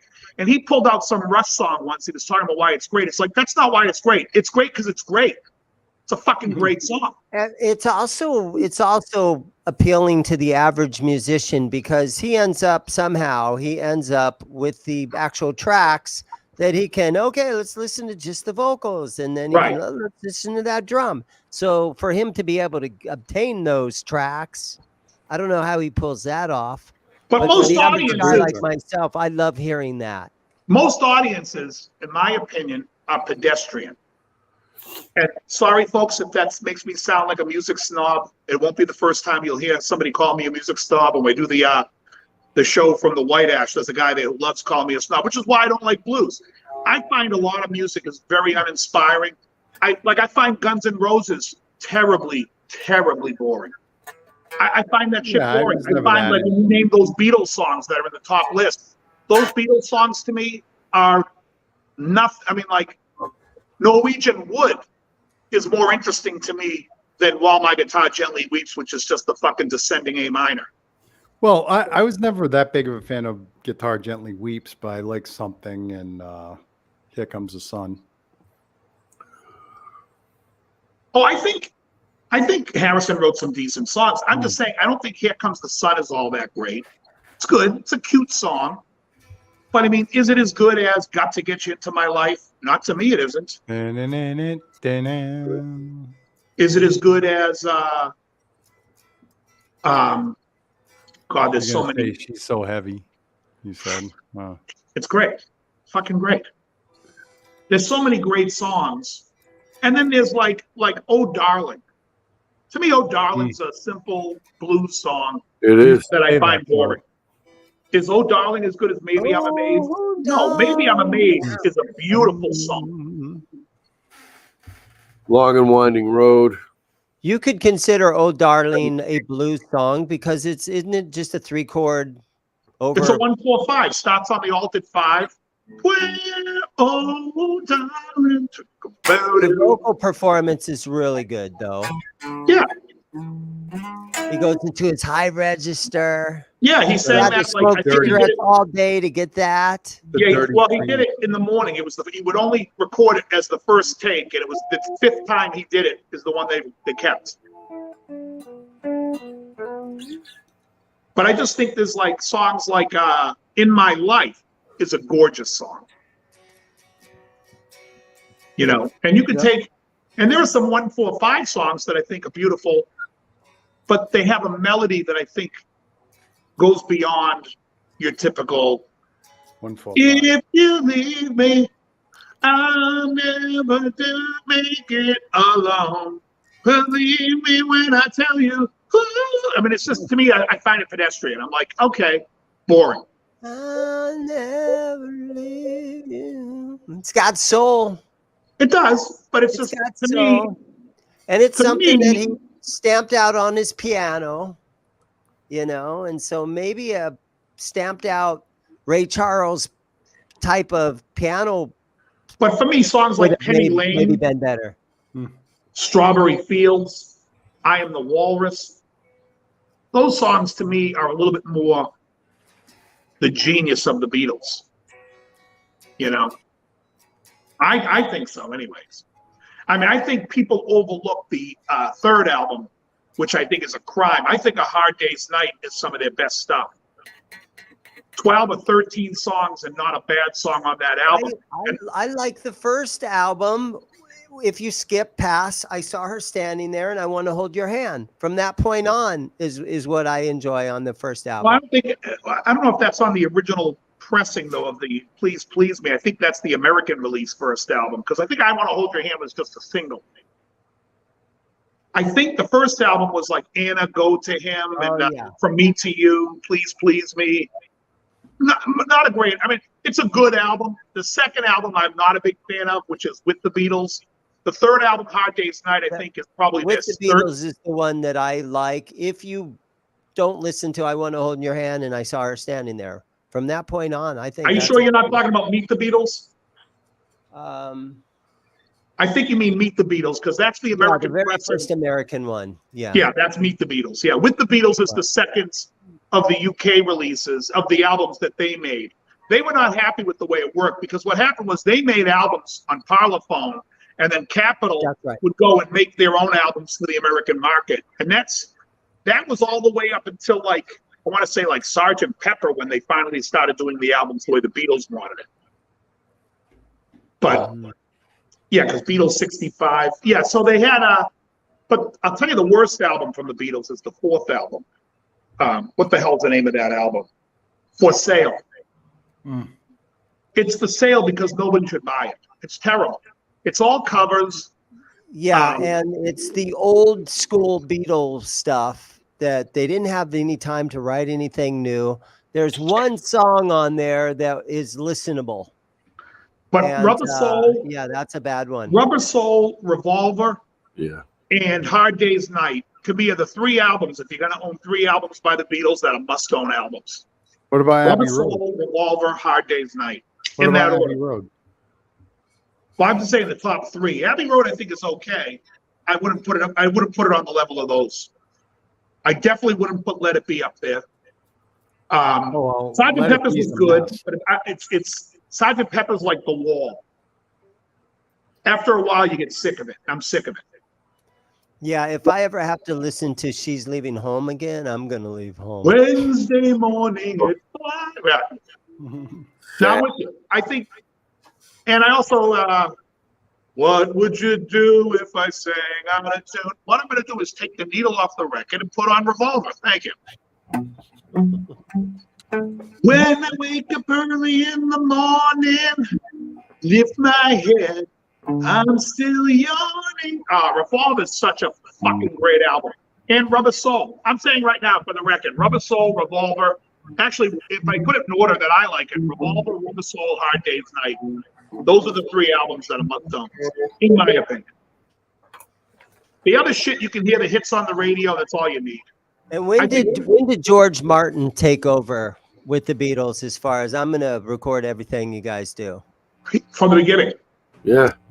very first From Jump stuff Street. you hear. Yep. In fact, it was George Martin, I think, that told them they had to get rid of Pete Best. They said, Best, he's not even good. Ringo's Get not this even guy, the he's best a drummer ringer. in the band. Ringo. What is it, Penny Lane with the trumpet? Oh, fucking Yeah. great stuff. Yeah. Magical Mystery Tour's okay. There it is. If there's Revolver. Yeah, so that's kind of my favorite. Newberry Comics, they sold the stickers for the album covers, and I got that. Yeah. I kind of think in my life I've loved them. I kind of think that song's overrated. Overrated. Yeah, That's a I great don't like song. that It's one that overplayed. much. It's I think it's overplayed, but fantastic. it's The not piano overrated. part in the middle is a little too. Yeah, That's good too. It seems oddly out of place. Yeah. and they played it slow, and they had to It's- actually speed it up so it Right. would fit in there. Why Jerry has we're the all Husker Du here. sticker on there. Why we're all here. There's Ace. Ace Frehley. Why- Ace Husker Frehley, Du. oh, guitar. Exactly. So that's your punk rock guitar right there, huh? Yeah. This is 40 years old. If you can believe it. Seymour God Duncan. save the Queen. Yeah. It's a fascist regime. What's in the To me, that is And the there's only no punk future album. for England. Fucking pig. That is the only punk album worth a shit. by the way. WAF. Yeah, you The Never remember? mind the WAF bullets. sticker. Yeah, that was Orton Pig or whatever. Now that the AAF, Queen the has Rock passed and Roll away, Air Force. guys, now that the king has passed away, all the currency over in England, Queen. they're you going to mean. have to reprint everything up and put the king on there. And they're Oh, going to yeah. slowly, over the next couple of years, Well, they're just going to change the plates. That's all. He's Yeah. got his own money. When I mean he's got his own money, I mean he's got his own money. Coming to Let me America. tell you, anyone that doesn't think John Amos is a fucking brilliant actor has to see Coming to America again. The guy's a comedic genius. Nigel. who we got there? Nigel Tufnell. Nigel. Nigel. Yeah. That's right. Oh, He's little Bob Mould, huh? yeah. I saw those guys way back. You know what's funny is I never cared for Husker Du, but I love Bob Mould and I love his band Sugar. Yeah. Sugar and water. Yeah, he's a good songwriter. If that was my guitar, I'd peel every sticker off of it. No way. dude. Agreed. That's the folk art. And this was Yeah. I this was a peeled moment so in many time in stickers my off of crazy stuff. mind. This was Now, what kind of body is that? I mean, is that a American Strat? DiMaggio. Vintage DiMaggio. Yeah, and it weighs like fucking 3 pounds. It's awesome. No tone to it though whatsoever. Is that pickup at the Marzio? No, it's a Seymour Duncan custom. In double cream? Yep. You know what? Cream. Yeah. But I bet you there's some spray paint on here. Was it white? Because I thought DiMarzio owns the double cream. Yeah, I guess. I painted the Florida very top. Estoril. Dave, can you see that? Damn. Yeah. Okay. In fact, I just want to say this. I believe, now this is something strange. I have a very rare clip of when Florida found out that James was leaving the show and she wasn't getting a raise. Florida, you're not going to get a raise and he's leaving. What do you think about that? Damn. Needless to say, she wasn't pleased. I have a question for Flo. Is Wolfgang Van Halen going to play with Van Halen ever again? I don't think Van Halen could exist again. Let's see what I have a Flo question for says. Florida. Florida, I have a Dave, let's question hear for what you. We have a Florida says. problem. There's a town where the water is rushing in. We don't know how to control it. Can you tell us how we control this flowing water that's coming in? Damn. A dam, of course. Why didn't I think of that? This is my latest. There it is. Cobra, the Super Cobra. Dude, $35. Is that a Shelby jacket?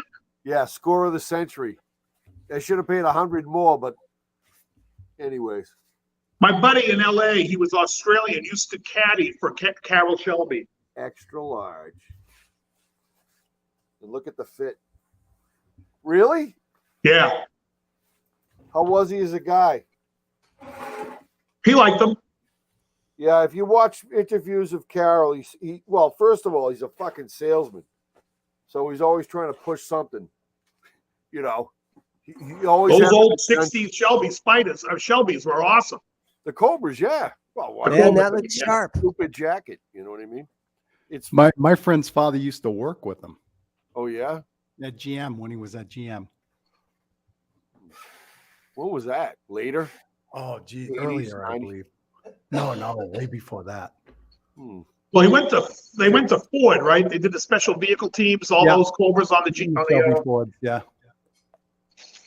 Mustangs. Yeah, but Carol was disassociated from Ford for Right.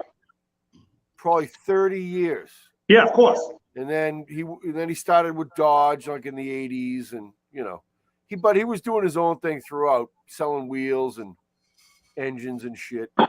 So a lot of folk flow with that guy, you know. But those cars are millions of dollars now. The original cars, the big blocks and the small blocks. It's pretty wild. That one Bill Cosby had that was twin turbo, 1,000 horsepower. I think he brought it back to Carol. And it's like, this car's going to kill me. I can't have this car.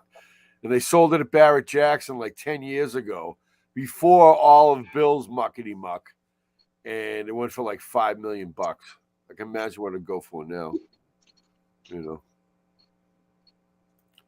So I'm stoked. Yeah, I like it. Well, you know, just something. It was cheap, so I bought it. You know. Yeah, looks good. Well, dude, you know, this is my reward. Losing some weight. You're doing good, man. You look great, man. Thank you. But you know, I'm sincere. I got to go do the road work. You know, I got to I'm doing. Are you going back? You going out tonight to do it? Yeah. Good for you, man. Yeah. Always. I look forward to it. Yeah, I do an hour a day in the gym on the cardio. Brutal. Yeah. Fucking brutal.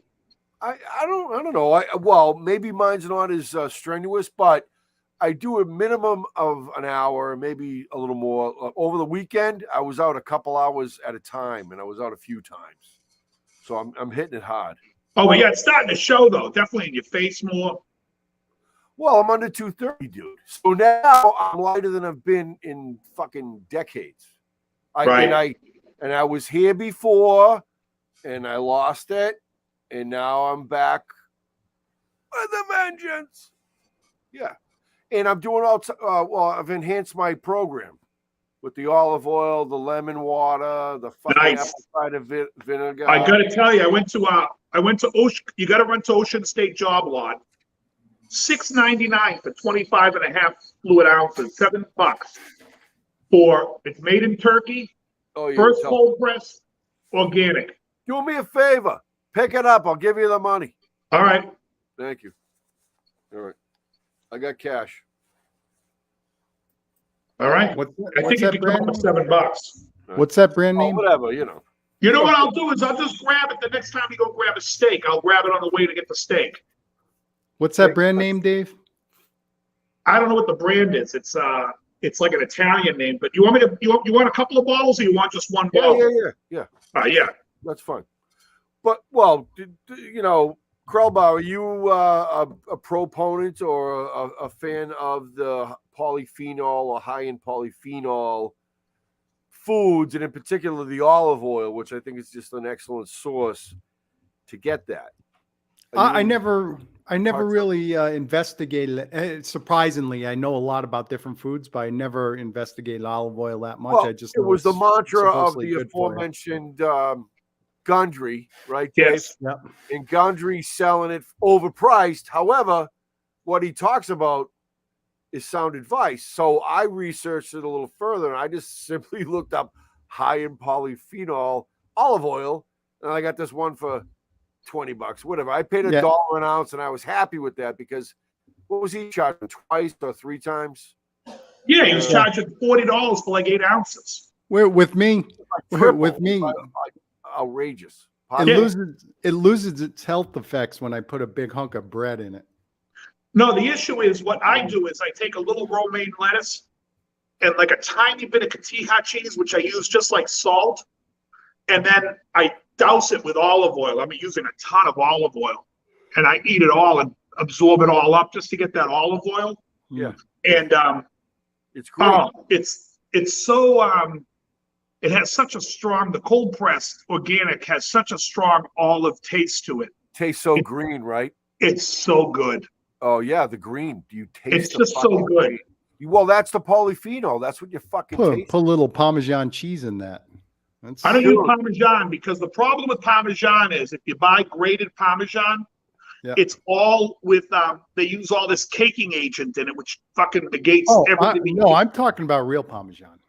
Well, real Parmesan, you have to grate it yourself. Yeah, exactly. Yeah, but I tell you, this cotija cheese, I don't know if you're familiar with it. It's a hard Mexican cheese. You buy it, it comes in like a brick. You put it in a bag and just crumble it, and it's almost like salt. It's fucking great. That's fine. Really good. But the olive oil I've been doing a lot of. I do a cup of coffee every morning. I do eggs and oatmeal to bring my cholesterol down. It's interesting because I watch a lot of Dr. Berg, and Berg talks about how he goes to these countries in the blue zone. Are you familiar with the blue zone, Jerry? Yes. Yep. Are you gentlemen familiar with the blue zone? No. Now, Dave, is it one particular region or there's a couple of blue zones? No, the blue zone covers a big part of there's a lot of places that are in the blue zone. All right, the Mediterranean, but even goes, I think it even hits, part of South America. Okay. No, why do you call it the blue zone? There is a few places that are. Yes, there's a few places, okay. All right. So yes, basically he goes to the blue zone areas like Sardinia, Italy, and he talks to this woman about what they eat there. Right. And she's like, they live on pork. And everything that she talks about that they eat, the FDA has a problem with. And they start to realize, as he says, the FDA is full of fucking shit. No shit. And a lot of it has to do with fucking money. Who's paying exactly? But none of these people are eating chicken like we eat chicken here. They're eating more beef and pork and living to be over 100. Yeah, with clear arteries. But he basically talks about like how, let's put it this way. The U.S. with the food is ridiculous. If you drink, I don't know if you guys are familiar with wine at all, right? If you buy a Chardonnay from France, a Chardonnay from France cannot be called a Chardonnay unless it is 100% Chardonnay grape. Do you know what percentage of Chardonnay grape has to be in a white wine in the United States to be a Chardonnay? 0.1%. 10%. 10%. That's it. Yeah. Wow. What a sham. Yeah. Yeah. But I'm sure there's brands that here in the States advertise that they're. Well, you can buy olive oil. If you buy olive oil and the olive oil, it doesn't tell you what the ingredients are, or it says oil in the ingredients, that is probably 10% olive oil and the rest is just fucking canola oil. Yeah. So you have to watch and make sure that it says cold pressed, 100% organic, and that it's 100%, and then one country of origin. Right. Yep. Otherwise, you could be eating, olives from all over different places, and they go rancid, and you're basically having rancid oil. Yeah, when you do that, it has the opposite effect. So, but seriously, if you know what you're looking for, I mean, the flavor difference in cold pressed olive oil is so fucking good. Oh, the flavor, it's so good. I mean, honestly, you could put like a little garlic, a little what's that green shit? Parsley flake in there, and dip your bread in there, and the flavor of it is just phenomenal compared to like if you were to make just like take olive oil at home and do it, or like if, you know, whatever shit olive oil you're buying. There was this The cold place. press is the way to go. There's this place, Joey's in Worcester, that they bring Oh, that corn out. syrup too, Andy D. On that, it's like I eat nothing with corn syrup. I don't even eat sugar anymore. I'm off everything. I've decided that it's like you just feel like so much better. Like I can wake up in the morning and I'm awake. I take my vitamins, I jump in the shower, have my cup of coffee, and I'm ready to hit the fucking gym. And I'm an animal. I feel the best I've ever felt in my life. I'm an hour doing cardio. I'm moving heavy weight, and I eat salmon every day. I eat eggs. I eat a lot of chicken breast. I eat salmon once a week. Yeah, I eat it every day. In fact, I just had my last piece today, so tomorrow I have to go to the market to get I just had mine today. my week's supply. Hannaford's had it for $7.99. What is it? Fresh Atlantic salmon, $7.99 a Oh, pound. there you go. There's an olive oil right there. Now, It's what does it say? cold What does it say direction? underneath? Let me boost you up here, Cold Jerry. direction. Let me see what that says underneath that. Cold extraction. Single origin, cold extract. Excellent, excellent. And Moroccan too. Where'd you get that? eBay. There's Nice. this dude in Agawam, Mass, believe it or not. There's like an exporter of well, I don't know if it's just oil. The one that I got today was from Turkey. Okay, so here we go, Dave. Excellent. It's good, isn't it? On the daily, dude. I've been doing this for 2 years. Okay. And I'm not going to toot my own horn, but a lot of people compliment me or ask me about my complexion. And I think it's directly attributed to this. And another fringe benefit I feel I get from the olive oil is I breathe easier or better. Yes. And people, you know, initially when I started my research about this shit, that they had mentioned that. And I got to tell you, dude, like within 3 days, I felt like, oh, that's for real, man. Because what do you got? Let's see what he's got here. Oh, extra virgin. Hold on. Sorry, wrong one. Pull back a little bit. Extra virgin. Yeah. Good. Cold. Does it say cold pressed? Is that what it says? First cold pressed. Extracted or extract. Yeah. So mine doesn't say extracted. Mine says first cold press. Oh, okay. Well, It it's says everybody's extracted. interpretation. Krelba, how much money and how many ounces? It's $5 and it was 17 ounces. So it's fairly expensive. Well, what's a dollar an ounce? Let me show you the one I got real quick, Jerry. $1 per ounce with that. Okay, well, let me do the math here. Cat, get down.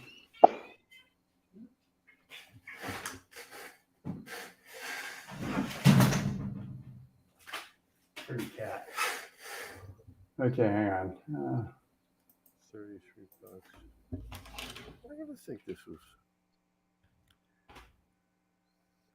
I think I paid about 50 cents an ounce for this. You know, including the shipping. Because All right, so this is oh,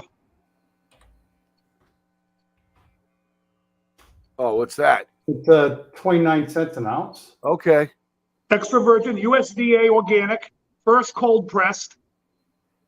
yeah, 25 ounces. How much money for that one, Dave? $7. Wow, I think that's the buy right there. 750 milliliter, Yeah. and it's organic extra. Hold on, let me see if I get this up here. Organic extra virgin olive oil, What and then it kind- says ingredients: organic extra virgin olive oil, product of Turkey. Okay. This is the one. Yeah, that's the same ingredient in this one. Extra virgin olive oil. That's it. Yep. That's a good deal, dude. So get me fucking 2 of those, dude.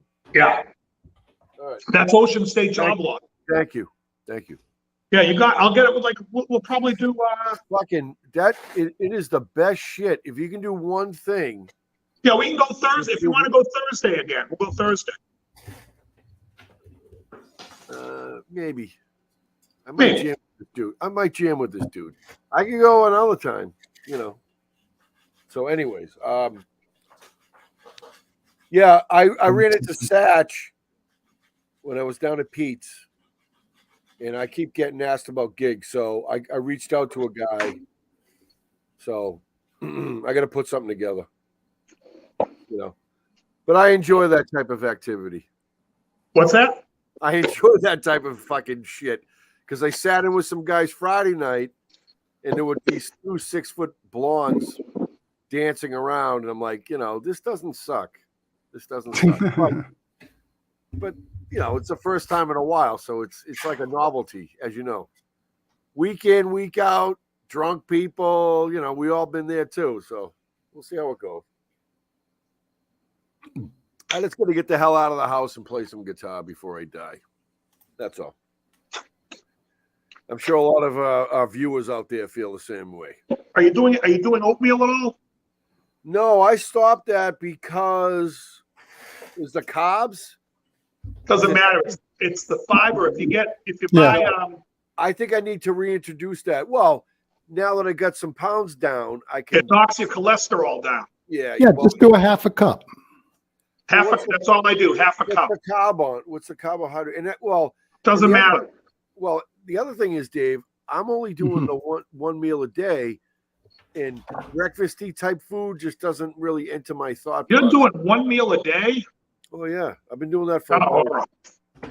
Excuse the me. OMAD diet. I understand that, but you're building body. I'm trying to make body disappear. I'm trying to lean out. We had this conversation. I know you're doing OMAD. I'm doing OMAD, and I'm doing good with it. Good. Yeah, I'm not going to tell you differently. Just make sure you eat. If I can achieve my fitness goals on a daily basis consistently, week after week, I think what I'm doing is working for me.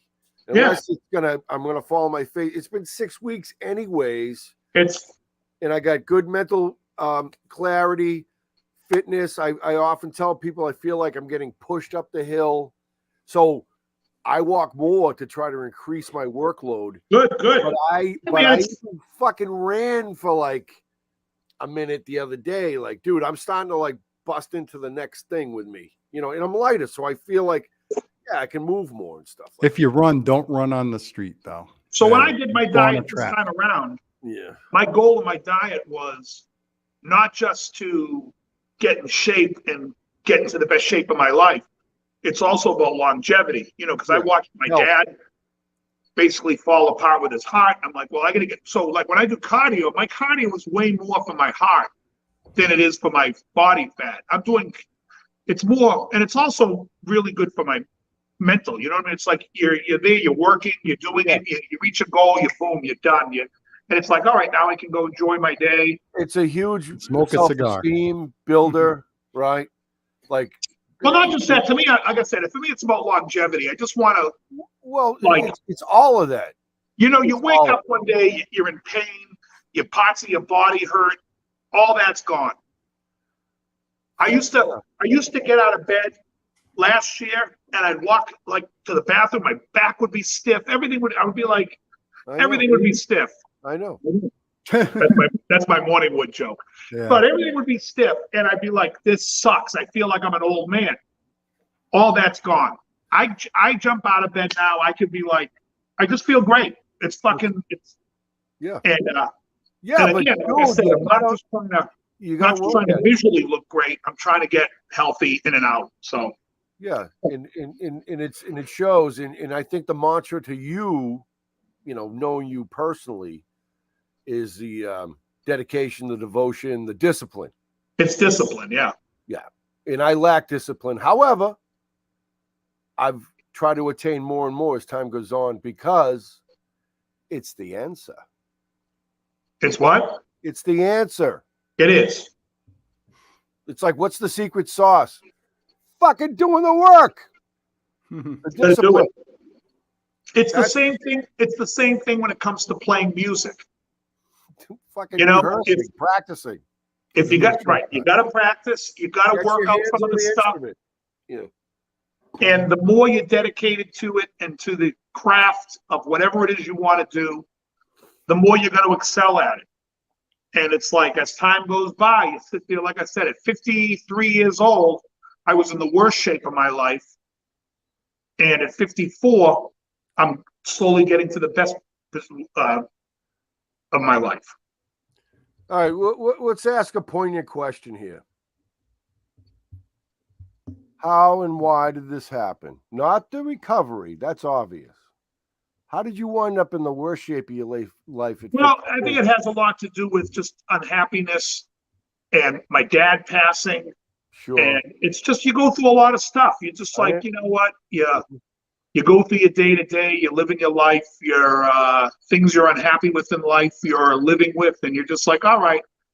So you clear that slate and you clear out things that are toxic and you put it back together. You put your life back to, you know what I mean? Hey, I'm in my garage, Ange, because I was smoking cigars. So yeah, so I mean, it feels good. It feels. Well, we all been there, man.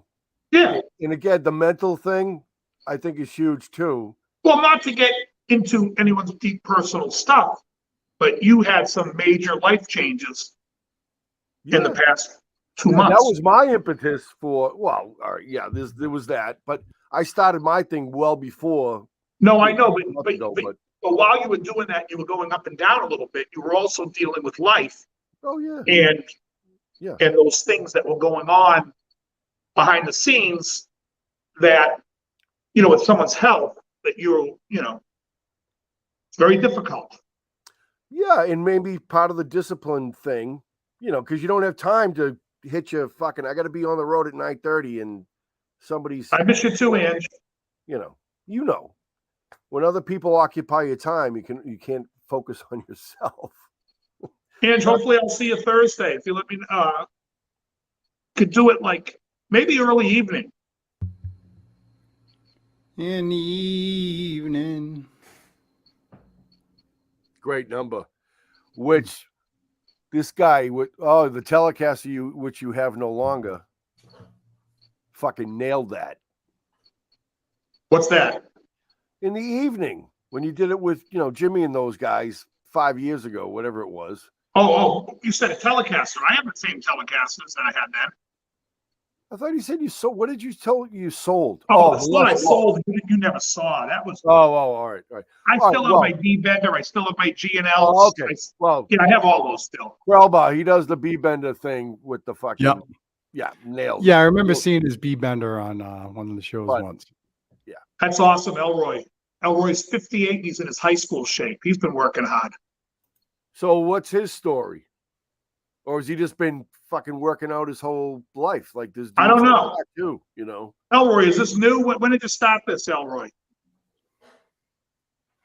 All right, 5 on Thursday. We'll figure it out. Maybe 7. What can I eat over by there? There's some food over there I like to eat. Where? I think she's in Newton now because she goes to school. Hey, Ange, what's the college you go to now? I was telling my sister today, and then I couldn't remember the name.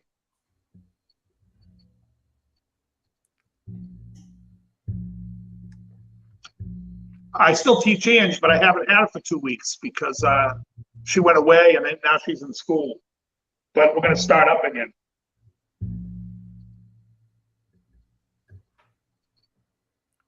Regis, thank you. Why I blanked on that name? Regis Philbin College. Yeah. But yeah, this is good. 25 ounces, though. That's 25 and a half. It's a 750 milliliter. Oh, okay. That's okay. It looks legit. Yeah. You're not spending the money on the presentation. It's the right shit. That's all. Yeah, when you know what you're looking for, you get it. Well, it was just, I don't know. I read the fucking label on the guy's thing, and I'm like, $40 for this. And I just knew it was hogwash. It was the idea. Montgomery is always trying to sell you shit. That's what I like about Yeah. Dr. Berg. Berg sells stuff and even mentions it. Yeah, what's around? I'm trying to think what's around there. I used to know that area pretty well. Don't say Cabot's ice cream. I'm not eating ice cream. Is the Eagle Cafe nearby? Oh, you like the Eagle? No, Eagle's up in that Coolidge corner. Cleveland Circle. Well, yeah, that fucking ridiculous burger, whatever the hell you want. Oh, you're watching those videos on YouTube where the eating contests? Oh, wow, Todd, that's great. I'm looking at Fiorella's, it's bomb. the 10 best restaurants in Newton. Well, Newton's got like Lee. I mean, it's got a lot of nice places in Chestnut Hill, but she's kind of, I think, a little bit up. She's over by Is Blue Ribbon Barbecue in Newton? yeah, that's close to where she is. Yes, that's Newton. That's over by the side she's at. That place It's right off exit. That used to be 21. What the hell's that exit called? I don't know what the exit's now. It's all the numbers changed. so But that's her exit. That's the exit I would take to go to her. We've run this show long, boys. all right. Well, Wow. we're not going to That's start talking great. about nonsense. All right. I'll save that for another time. There's Okay, always- so Elroy says he got serious about getting in shape before COVID. Yeah, same here. 30. Okay, wait a minute. Get serious. August of 2019 was when I. So what's 30. it do? Dave, what's he weigh now? Elroy. Elroy, what are you weighing now? He's 5'10", he weighed 230. Yeah. Well, if he says he's at his high school weight, he's got to be probably like 160. 180. 160 maybe. Well, I don't know. fucking high school. 5'10" at 58, you're probably going to be 180.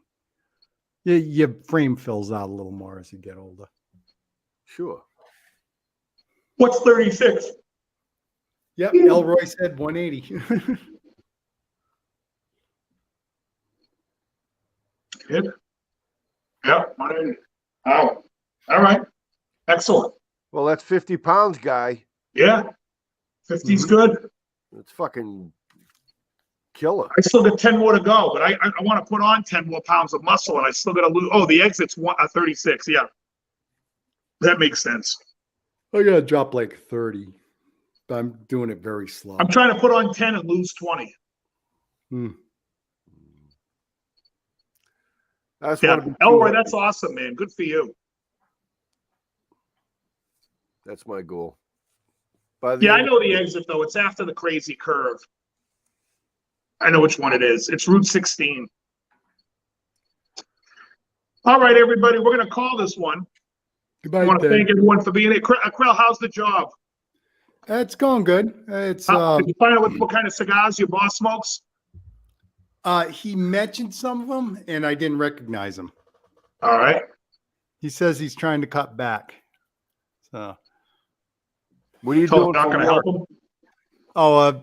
it's my industry, wire and cable design engineer. I'm Oh. engineer and manager Oh. Are you on site or are you at home? on site. Oh, cool. All right. It's a 25-minute ride down the street. All right. Hey, listen, I want to thank everyone for hanging out with us tonight. Hit the like button on your way out, or hit the don't like button if you didn't like tonight's show. Either way, I don't care. It's all the Fucking same. people. Yeah. It's all the same. Anyways, folks, I really appreciate everyone hanging out with us tonight. We had a lot of fun. Ange, I'll message you on Wednesday, so we'll touch base on Wednesday. And what else? You guys want to say anything before we go? Is that it? I should. Anybody knows a drummer who's looking to jam? I'm in the South Shore area. All If right. you know, gig Should talk to work- Highlander. Mark would be fantastic. Could be. He could be. Yeah. So something like that. Thanks. All righty. Good All to right, see you, guys. gents. Listen. Awesome time. Thanks so much, everyone, for hanging with us. And as always, very good. Okay, goodbye, Ted.